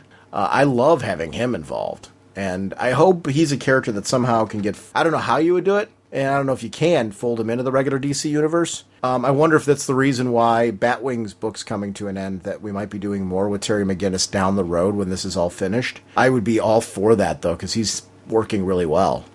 Yeah, I don't know. I agree with you. Terry McGinnis is awesome, and I 100% agree with you on what you're saying about the sequences, but I don't know if I want him in the present universe. Yeah, and I guess I don't know. Because I don't know if like his dichotomy with the old Bruce Wayne. Are you reading the digital book Batman Beyond 2.0? Yeah. Yeah. So I mean, I'm really enjoying that book. So I don't know that I necessarily need that either. I'm just questioning I wonder what they're going to do with him after this. And yeah, I don't know if you bring him present day. What does that mean? Do you lose what's interesting about the character if you do that? Maybe he works here. And that's where it really matters, because he's really working here, and I'm enjoying the character in this book currently. Yeah, and just the team up with the villains right now, and what's going on with him and Plastique, because clearly there's a reason she was, when you go back to the initial of the initial Future End issue where she was one part of the invading team. That was, Batman Inc. that was invading. So why was Plastique included with that? Is there something going to happen in the future that Plastique becomes part of this team? And is this possibly the intro, possibly the beginning of that? I don't know. Because she sees it. She's questioning it. With a lot of times when she's kind of like just staring at him, thinking about the future, because that future robot was her. And that's got to, play with her head a little bit. And I think that is something that, again, you have all these really cool stories going on out there, but you have these little stuff that may get answered, may not get answered. We may not get the full picture on, or it's going to fully play out. I don't know where it's going to go, but I'm kind of excited to see when I get a piece of it. I'm looking at Green Arrow right now, the Future's End #1, that issue, and I'm really going to miss this creative team on this book. I'm anxious. We're going to be getting a creative team comprised of creators from the television series, which I love the television series so much, so I'm excited for that. That's cool. I'm glad they had such a nice closure, because this issue feels like an epilogue to speak of the current run. I love that Naomi's Dart 5 years later, and she, knowing her history and how she's evolved in the book, it's great to see her. Shadow and Amiko, Amiko being 5 years older, and Amiko being the new Green Arrow, and Ollie looking at her and going, she is my legacy holder. She can take over and be the hero that even I couldn't be. So it's interesting to see where that's gone as he's meeting with the outsiders and saying, you know what, look, you guys helped me on this with what's coming. I'll give you what you wanted. I denied being the figurehead on the Arrow side of things. I'll do it. I'll go all in. I need you for this, though. And here's why it's bad for you. I love that he walked in with a plan, though, too. Yeah. Because laying it out for all of them and saying, here's why I need all of you. Katana stepping up right away would make sense. She's like, we don't need bargains. I'm just in. And Butcher, stepping in and go, all these guys stepping in and being a part of it. It made sense for where this is going to go. And it's more powerful to me reading the Outsiders storyline to see this play out. This really is, though, Future's End, 0.5, taking place before the actual events of this book kick off. And I really liked the storytelling here. This is a good point to see. Here's the things you don't know that happened. Yes. And again, you talk about just a nice bookend to the story and to Ollie and just where he's going.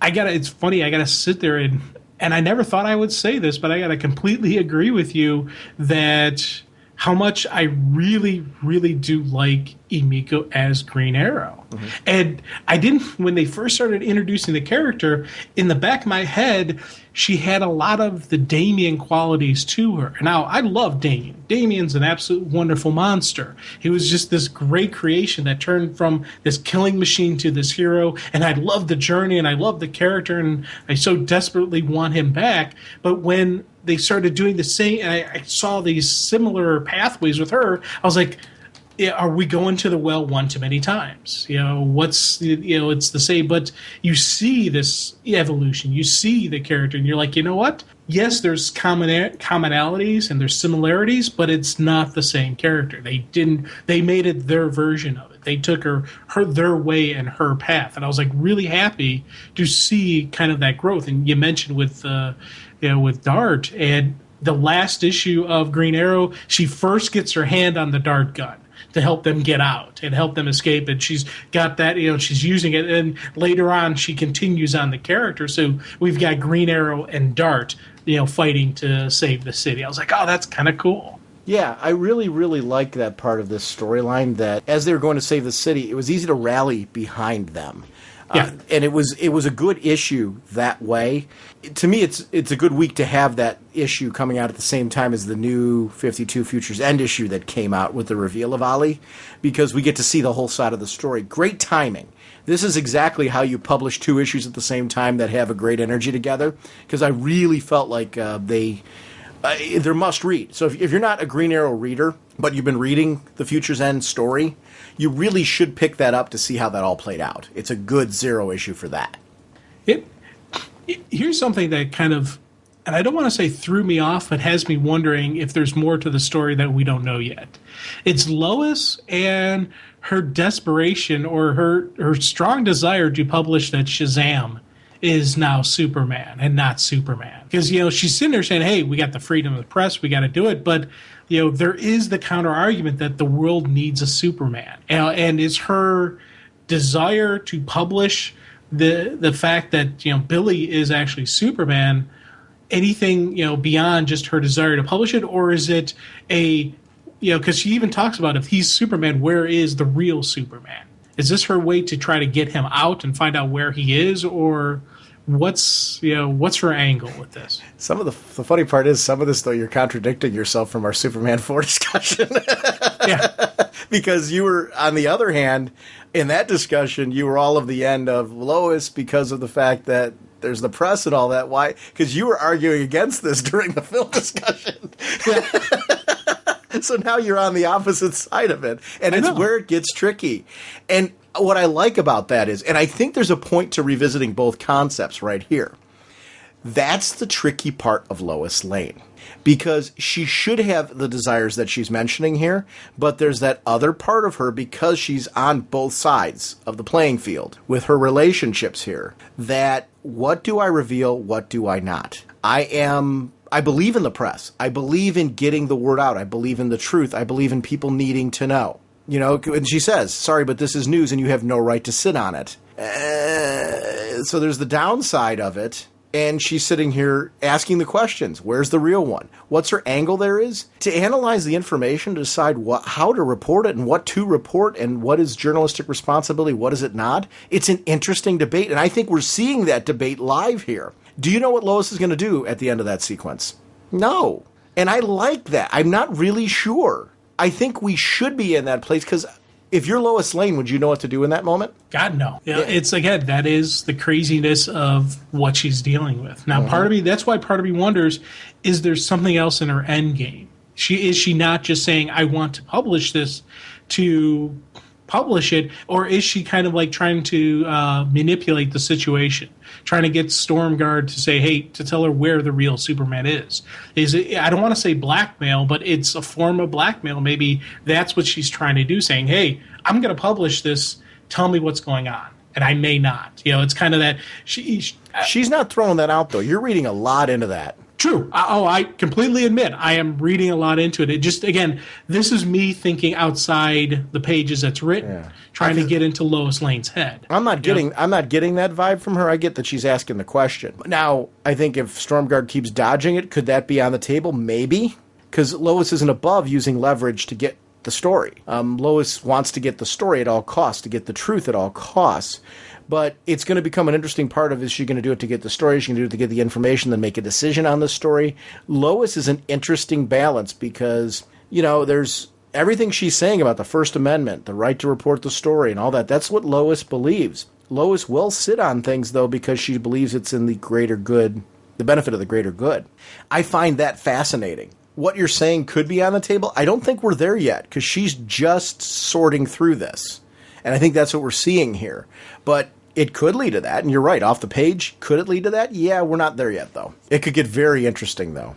Well, anything with Lois Lane can always get very interesting and complicated, because that's the strength of her character. That's who she is. And I think throughout the whole Future's End, we are seeing her pursue the truth, and we are seeing her constantly keep pursuing the truth. But there was some of those moments where when she was interacting with Billy as Superman before she knew the big reveal, you see her looking and wanting something more, wanting a recognition that this is the same guy that she had that connection with. And she didn't get it from this guy. So that's why I read more into it, that maybe what she's doing is she's trying to figure out not figure out who is, but where is this person that she has this connection with, that she has this relationship with. I don't think we're there yet. I really do think you're reading a lot into this point, because those things you're talking about come from time in sorting through your emotions on a reveal.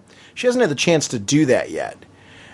Right now, she's asking the question that anybody would ask. What she asked right there, everybody on the planet would ask in that moment. Yeah. If he's not Superman, where's the real one? Everyone would ask that question at that moment. When you start putting the emotional piece into it is later on, after the shock wears off.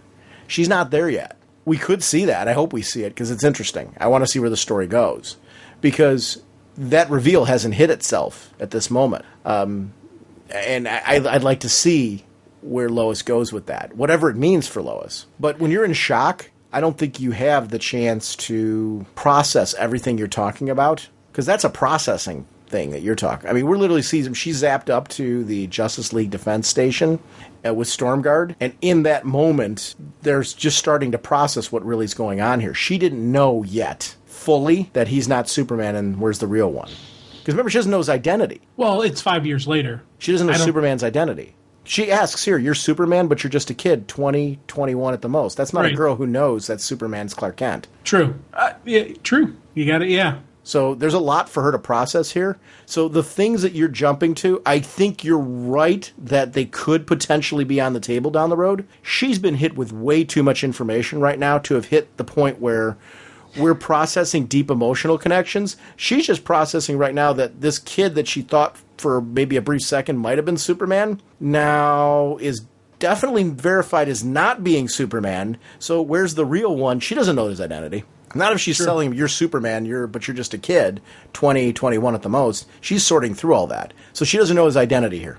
I agree with you. You're right on that. And it's always with me, though, because you think about just Superman and the nature of who he is, and just the hope and just what he always inspires.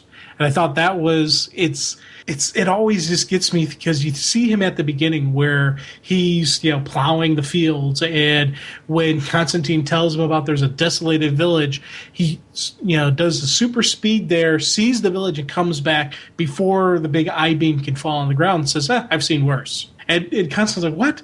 This is a job for Superman. He's like, no, there's a guy. He's got a mask. Go ask him. And you see just that level of, Clark has given up on what it is. And you go into you go into Action Comics #1, and even that, you get these moments where these people get these powers of Superman. And at the end, when the big, collection of whatever this entity is that was giving out these powers has this confrontation with Clark, he's even telling Clark, hey, dude, man, you got to step up. It's time. You are Superman. And, it's Clark's looking on a small time, lower level because of this big, huge event that happened. And I'm like, what is that? What happened? And it's just like, I'm so fascinated by this 5-year later story that even when this everything's said and done, if this doesn't become the solid story, I so want to see what happened. Yeah, I do too. I want to see how we got here. We'll talk about Action Comics in a second. I want to jump back to one other thing, and then we'll jump back over to Action Comics if we could, because I want to talk about it's from Future's End. There's something that we're glossing over and ignoring that it really is, I think, the pivotal point of Future's End. There is a reveal in the Future's End. Hawkman's arm is the greatest force of good in the DC universe. And you got to listen to me here. Work through this with me. It can take dead people and make them live again. I am loving, and I know we're not talking about the issues before ATM. We don't really, have them cover to cover in front of us. But the Frankenstein, Amethyst, and Hawkman story, I am so giddy over because it's very, very well written. I love what they're doing with the characters. I didn't see the whole thing with Hawkman's severed arm being attached to Frankenstein, bringing him back to life. The comments about Ray Palmer being this crazy scientist who did all this, I think was really great. I just loved how that all played out. It's such an interesting sequence of events because Frankenstein's in shock. Yeah. Because this man's no longer invulnerable. He's no longer, this is bringing him back to life. The nth metal's curing. And what does that mean? Because we know from Frankenstein's solo series that those body parts are living like memories of the people who they were attached to. So does that play into what's going on with Frankenstein as he starts to come back to life? I don't know. I'm deeply intrigued by that storyline. And this also is part of the reason why Frankenstein becomes one of the big bad in Future's End. Mm-hmm. So I'm going to blame Hawkman's arm for that as well. That he was for so long just this outsider, and then he got back into the human race. He got back in through the human race through Hawkman's arm. So not only is Hawkman's arm the greatest piece, but it's also the destruction of the universe. How do you know that Hawkman's arm didn't hold that off for longer than it would have been held off otherwise? I'm going to blame Hawkman's arm. Because I'm going to say Frankenstein would have fought off the Brother Eye Brainiac combo if he was still Frankenstein. But because he was humanified, by Hawkman's arm, that's where he lost that ability to fight off Brother Eye. So Hawkman's arm, yes, it did bring back the dead. Here's the thing. But it has destroyed the universe. And we haven't seen this yet, and we will see it in later issues. Because you're talking about, 35 years into the future with the Joker, that whole bit? Right. Okay. During that sequence, here's what we don't see, because we only get to see Frankenstein briefly. How do we know that Hawkman's arm isn't planning a rebellion? How do we know that the only remaining force for good 35 years in the future isn't Hawkman's arm? How do we know that Hawkman's arm isn't going to somehow free Batman in the future? We don't know that. Okay. I actually really, taking the joking out of this, what's intriguing about that 35-year sequence of events, we get to see post Terry McGinnis's jumping back, what's happening with Batman, what's happening with the Joker. Seeing those two in particular face-to-face with each other in the midst of all this, and the Joker just laughing. I mean, such a priceless event. Those two always seem to wind up together. And they wind up together in a way that you don't see coming, but then when you see it, you're like, oh, that makes sense. That's just fate. I mean, that's kismet. They're constantly going to be thrown together in the most opportune and inopportune moments. I loved every minute of that. I thought that was really, really well done to see where it's going. And that was Amethyst's face on his chest, right? No, that was Black Canary's face. On Frankenstein's? Well, he had the Black Canary because he has the canary cry. Oh, that's true. That's true. Good point. Yeah, you're right. No, thank you. Very good point. I was just thinking because of what we saw happen, I'm connecting it with the present day too much. You're right, because that's where the canary cry comes from. You're 100% correct. Thank you. Let's talk a little bit about Action Comics #1. Let's talk a little bit about Future's End #1, I should say, and talk about what's going on there. Because it's interesting to see Superman basically faced with this situation where there is this being that's going around that's able to give elements of powers like Superman to people. Yeah. To inspire them. He's been going around trying to do what Superman's done with inspiration. But along the way, he's only giving portions of the power. And really, it's showing us as the reader, I like it how in some ways we're seeing the thing that makes Superman Superman is not one power. It's not one skill set. Like if we learned how to fly tomorrow, it would make us Superman. If we became invulnerable tomorrow, it would make us Superman. It's all of those powers put together. It's the man. It's what he does with those powers and how he inspires others through them that brings him life. This creature's trying to emulate Superman's ability to inspire and finding mixed success because this creature isn't Superman. So finally it goes back to the source at the end after witnessing everything that he has. And that was the one growing theme through all of this. If you look at all those threads when you go back together, each of those people, no matter whether they were good, bad, or indifferent, if they were, they had different levels of success from it. The one success story was the girl who was jumping. Yeah. She, through flying, the skill set was lost, but this creature had the ability to say, look, you can't fly. What you got to do is find the way to live through life on the ground and like find that piece of yourself. So it inspires her to go get help and support. It was great. But then you saw the other one where it was like there was the kid with the invulnerability, but now he could no longer feel anything. And there's the guy with super strength that didn't have the invulnerability and got it all horribly wrong. I mean, it was really interesting to see how in certain sequences there was inspiration, certain sequences there wasn't. These people, none of them could be a replacement for Superman, but because of the example, there were opportunities for this creature to reach certain people and make something better, but that wouldn't be possible if it wasn't for the inspiration of Superman.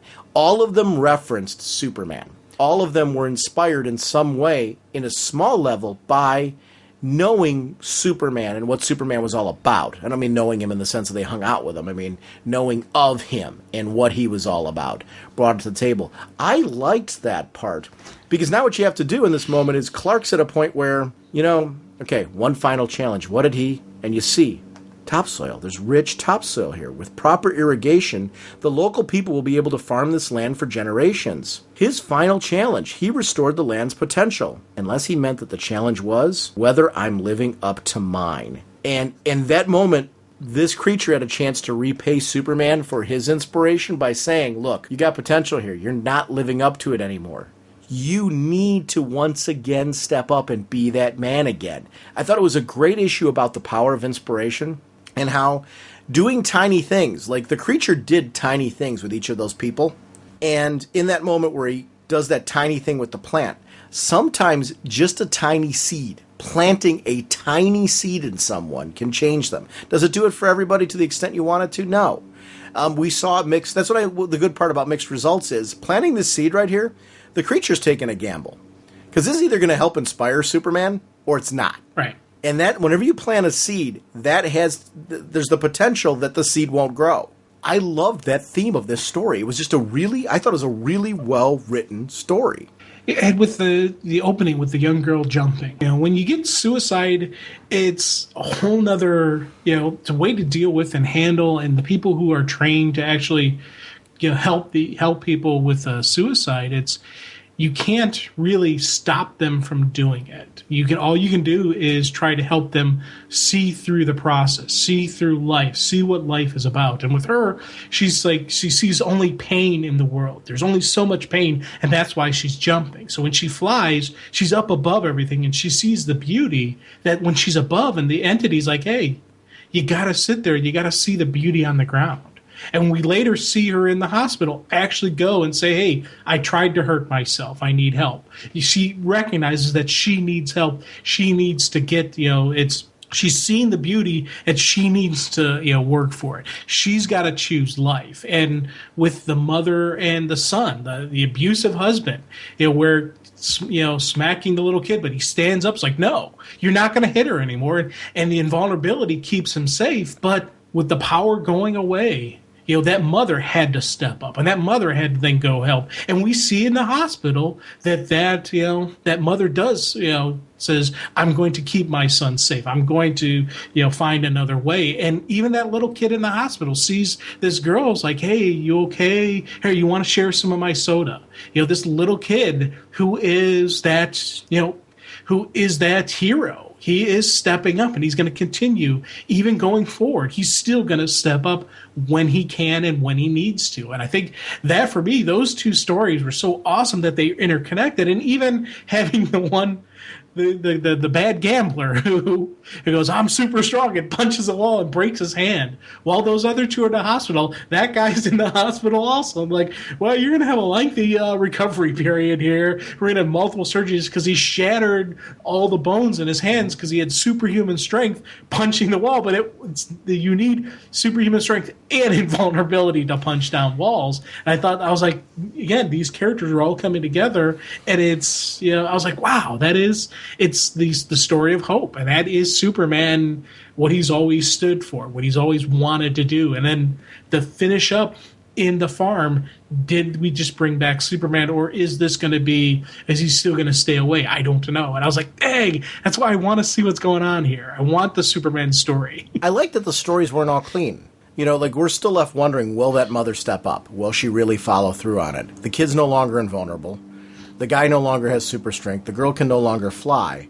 They were all touched by those events, and he said they were brief gifts, and it's what you do with them. With the guy who had super strength, it went to his head, and he immediately was thinking about crimes he could commit, things he could do. But then, you know, the gift was taken away, and he no longer has those options, and he learned nothing from it. Very, very interesting sequence of events with them. The girl, it's clear, she's going to have a better life because of this. It's going to be a hard path, but she's taking the first steps towards it, to understanding that she matters in the world, there's kindness in the world, and that she can reach out to others to get help and find her way. And maybe through that, she'll inspire others. I think her story is the most positive out of all of it. I have confidence that she's going to go somewhere moving forward, but it's going to be a long journey.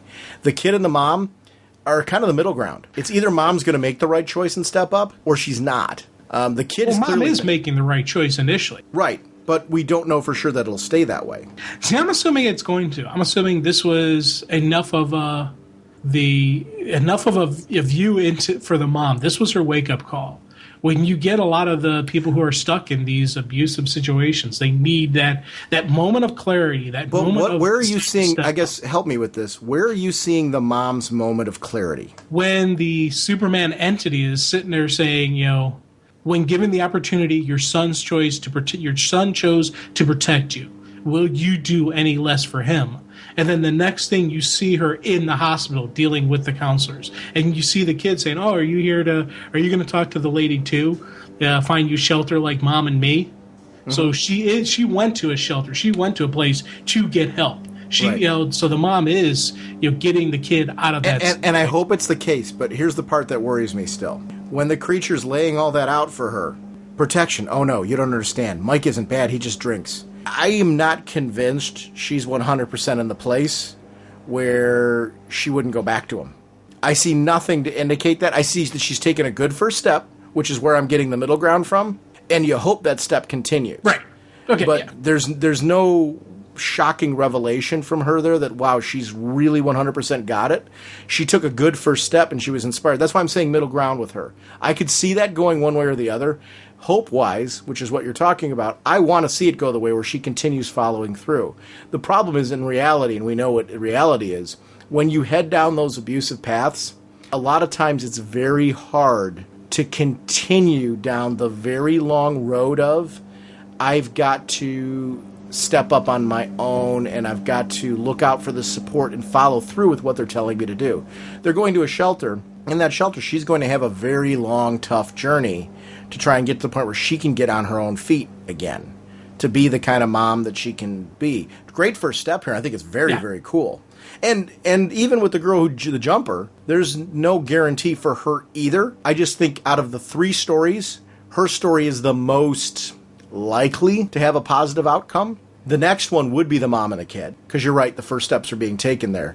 It's very clear that the story that's on the bottom rung, that guy learned nothing. Yeah, and he's got the worst of it of all of them. Yeah. You think about it, it's lengthy surgeries, physical therapy, and he'll always have partial functionality of that damaged hand. Mm-hmm. So he'll never get full recovery on that hand, where the one girl and the mom and the son have that potential for a wonderful flourish, just this wonderful life going forward. Whereas the other guy, he didn't really learn the lesson. He didn't learn the lesson that the powers were giving him. I don't know. And I like to think, and I agree with you, you can't say 100% on the mother-daughter, but it just, I don't know, for some reason, and maybe it's because... I want to think that if a Superman-esque entity told me to do something, I would, say, yes, I will do this. And, it's just the awe-inspiring of those moments that I want to say that the mom's, she's had that moment and she's going forward. And the girls had that moment, she's going forward. And they're going to both have these very happy lives from now on. Here's what I like about the story. There's a reality to it. And I like that it's not clean, because it doesn't go like all you need is this one shocking moment. It makes everything better. This story doesn't portray that. And that's what I like about it.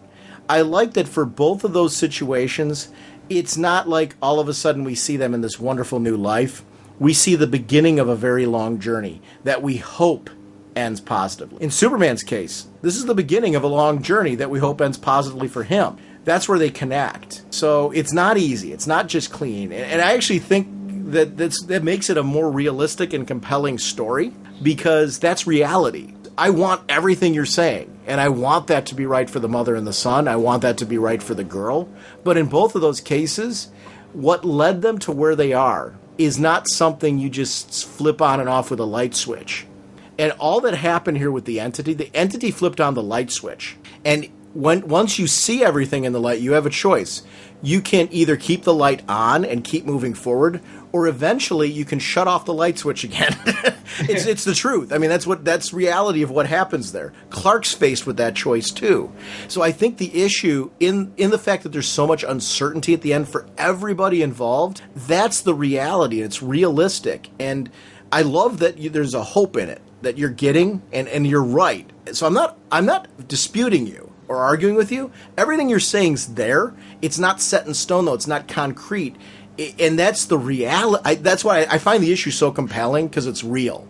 You know, right. It's very, very much a real echoing of what really goes on today. I see a lot of this in what, I do in education, where you see that. And the hope that you're talking about is exactly what you want. But if you ignore the fact that it's a long journey, it's a hard journey to get to that end game, that end result, there's not a real plan in place. So for that mom and that son, that's the beginning of a very long journey. Beginning of a very long journey, and you hope it continues. There's going to be hurdles along the way. There's going to be spots where the light flickers.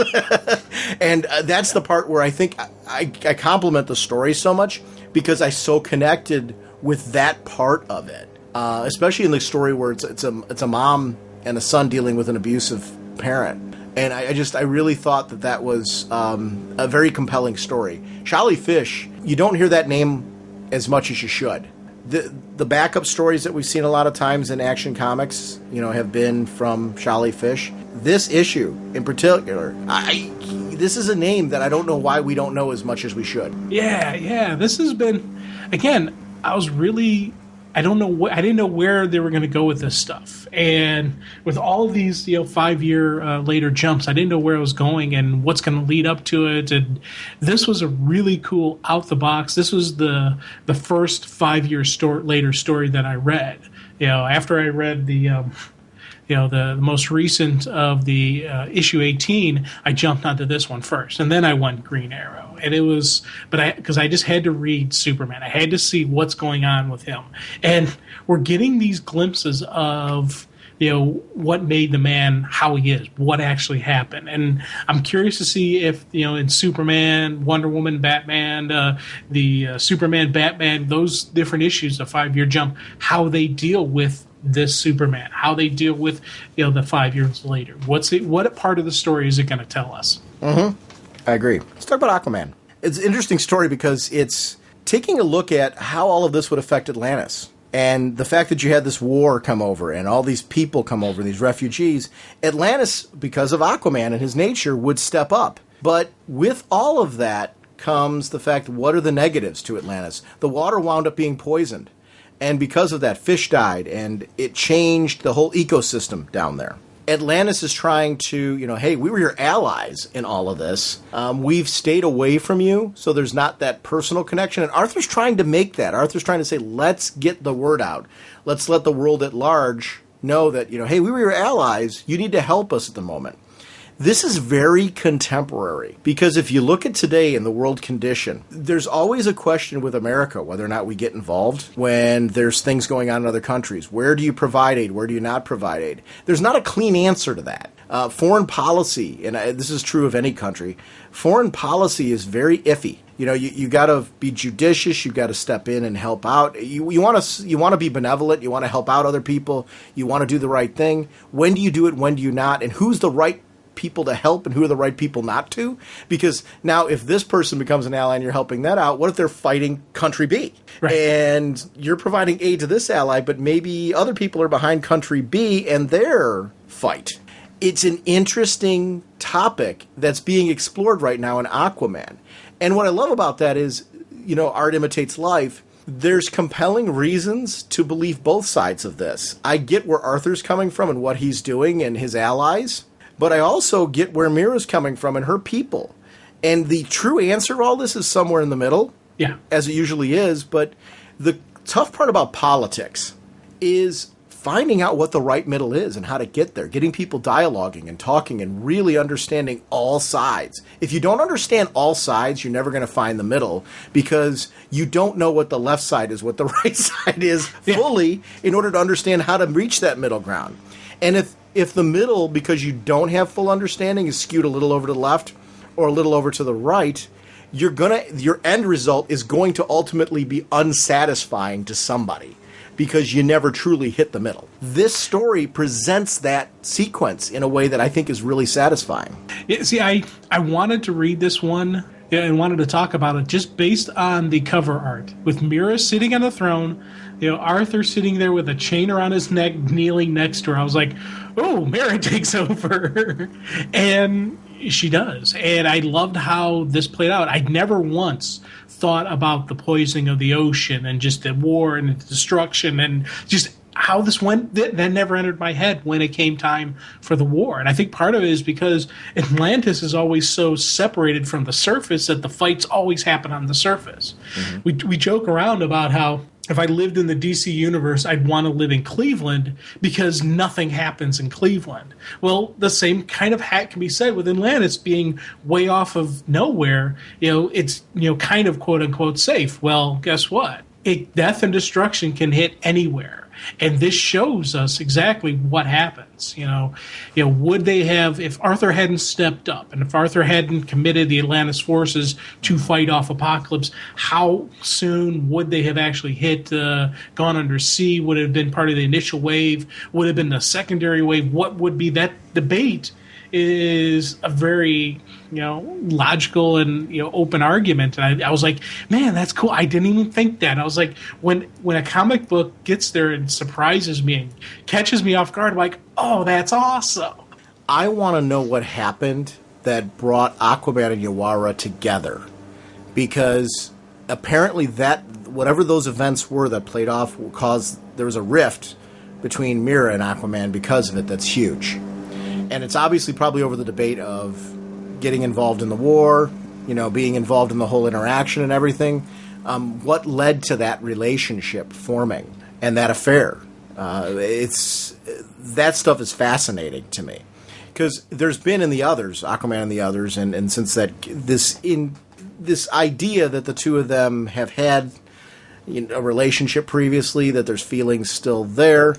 It's interesting to see, and I really liked how that was handled in this issue. Oh, God, yeah. And it was funny because even though I saw the cover and I was thinking Mira takes over and yada, yada, when they first show Arthur talking to her in the shower, and she's in the shower coming out, and even the shadow image of her, the way they drew it, it could be Mira. And then when we get the reveal that it's Yawara, I was like, oh, that's cool.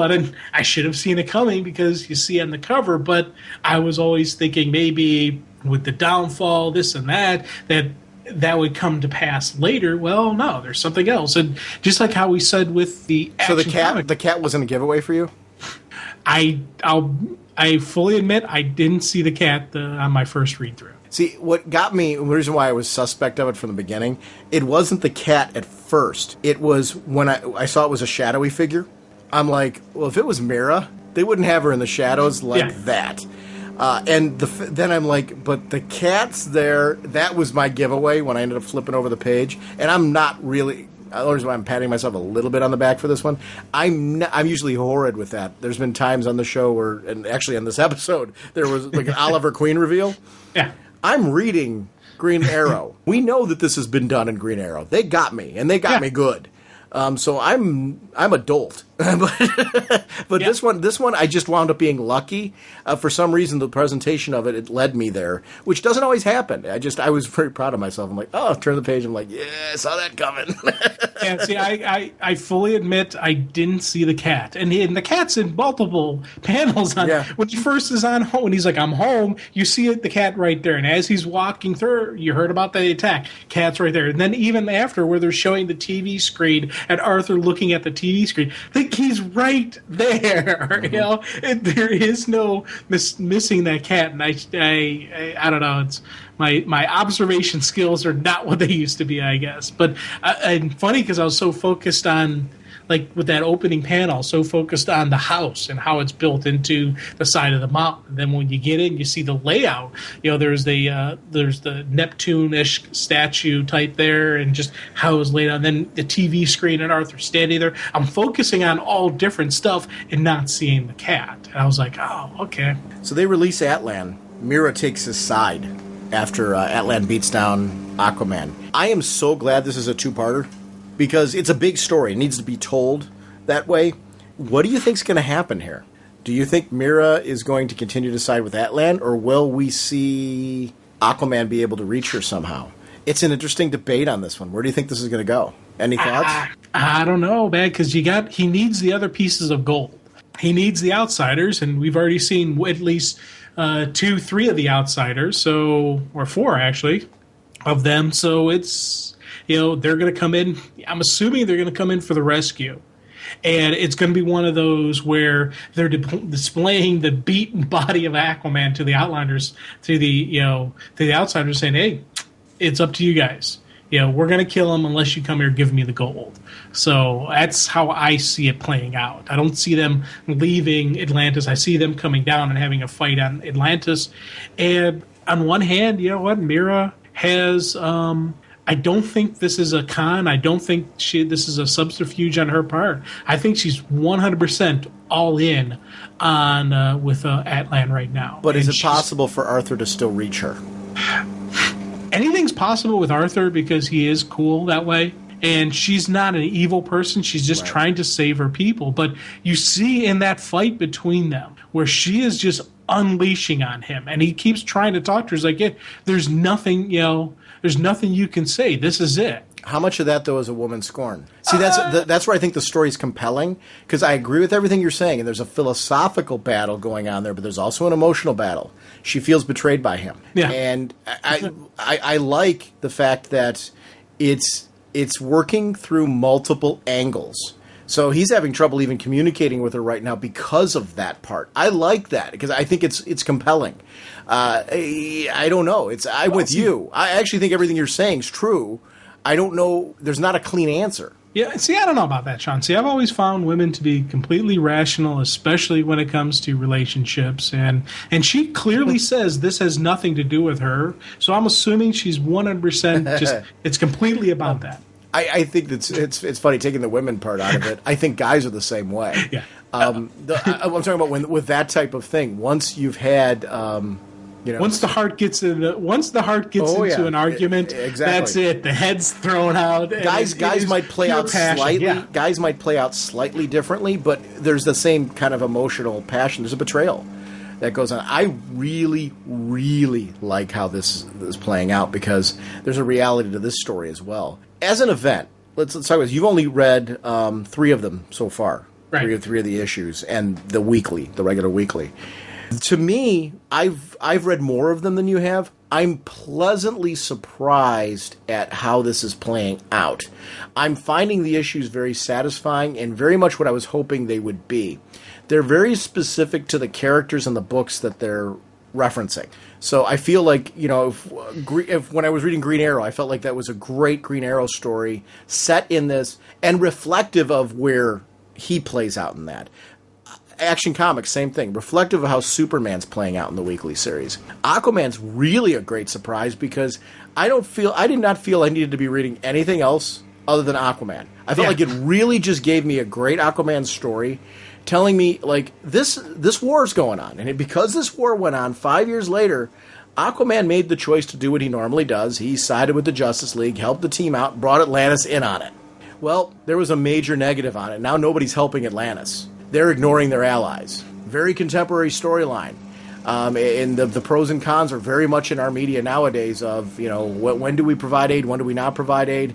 And it's a very complicated issue that goes on. I love that DC's tackling this. I think it's a very, very smart story that's going on here. You put romance in there as well, it takes it to a whole new level. For me, These have been very satisfying. I've read more of them than you, but they've all had those kind of hooks to them, and they've been really, really good.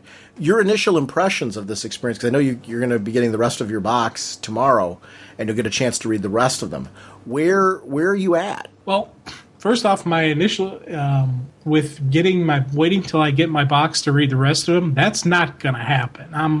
I'm going to double order on these. I'm going to go back to go back to Comixology and order the rest of these things and probably read them tonight. That's how excited I am over this. I'm not going to wait a day to get till I get my box. I got to read them now. So that's the first thing. Two, this is really hitting on all cylinders for me. This is the kind of stuff I was wondering, what is it going to be like? Is it just going to be a snapshot? Is it going to be a story? Is it going to be a cool mixture of the two?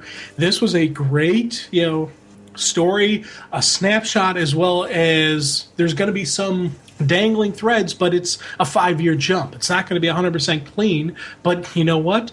The stuff you need to tell a story, the stuff you need to understand the story are there. And you get this great, this is a 2-part story, which it fits, because we got the 2 titles so interconnected, so let's make it a 2-part. But the other ones were solid one-shot stories that, I'm assuming they're going to collect these things together. I'm definitely getting that physical collection, because you can sit there and pull out the book and just read the stories, and just reread these, because these are solid, solid adventures. Yeah, I hope people that maybe were worried about this are getting that kind of experience, because I was expecting that this was what it was going to be. We talked about this previously, and I threw out that I was thinking this is how it was going to play out. I'm very happy to see that that's the case.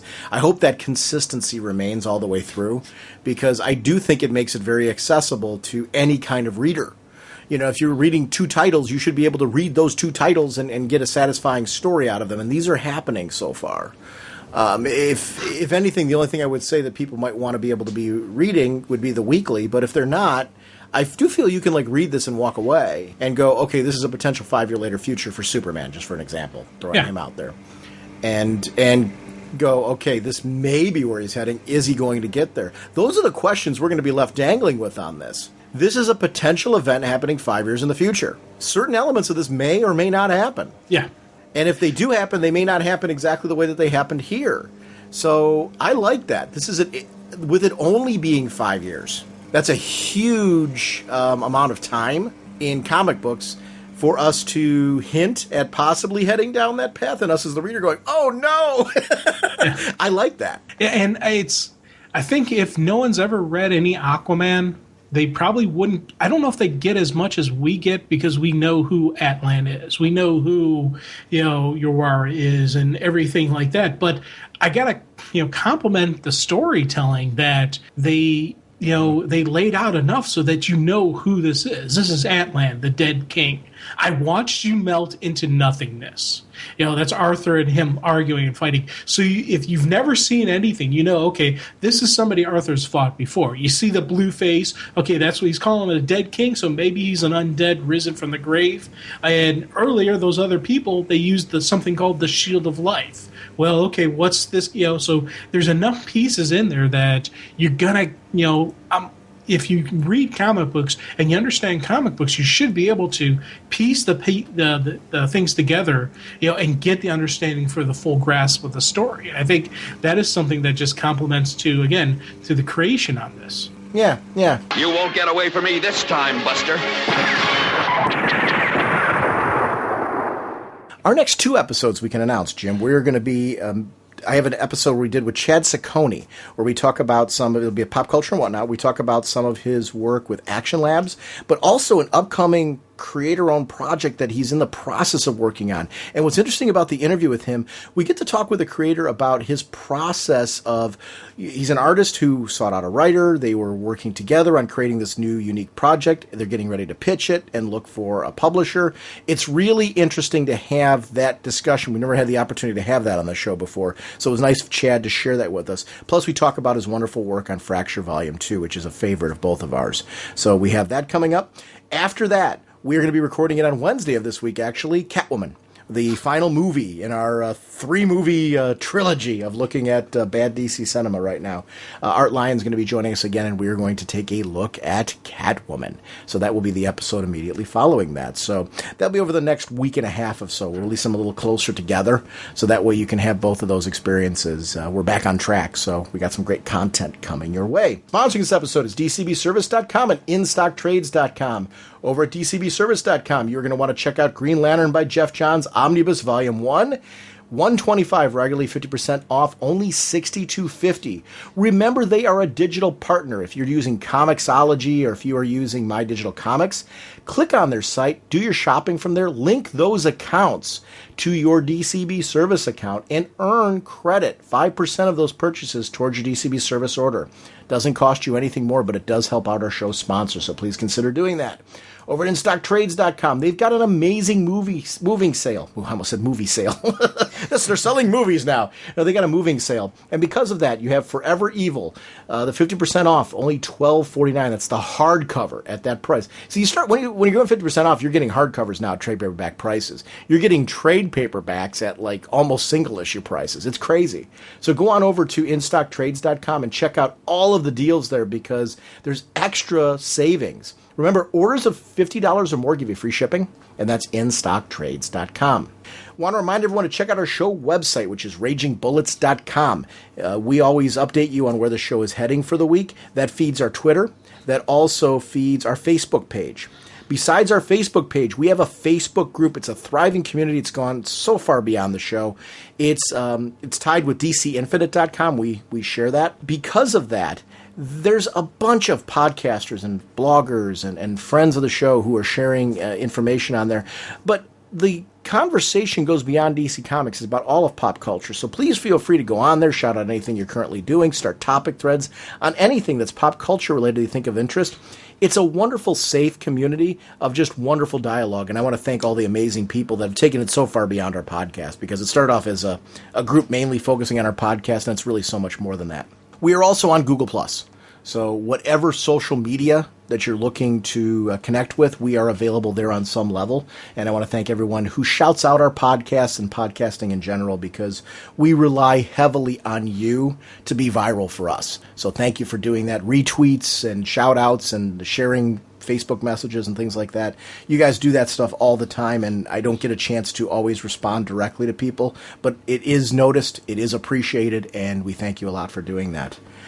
And so, on that note, we will see you next week. Bye! On November 13th, Sean Whalen was asked to stop constantly talking about comic books.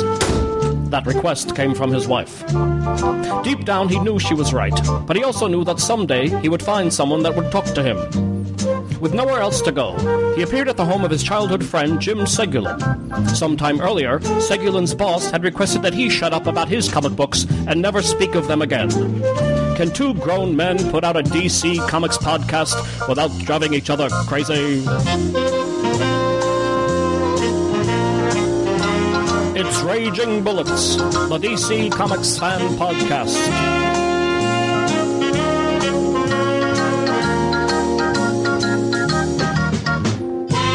Sean Whalen as Dr. Norge, and Jim Segulin as the Sensei of the Whatnot and the Duke of You-Know.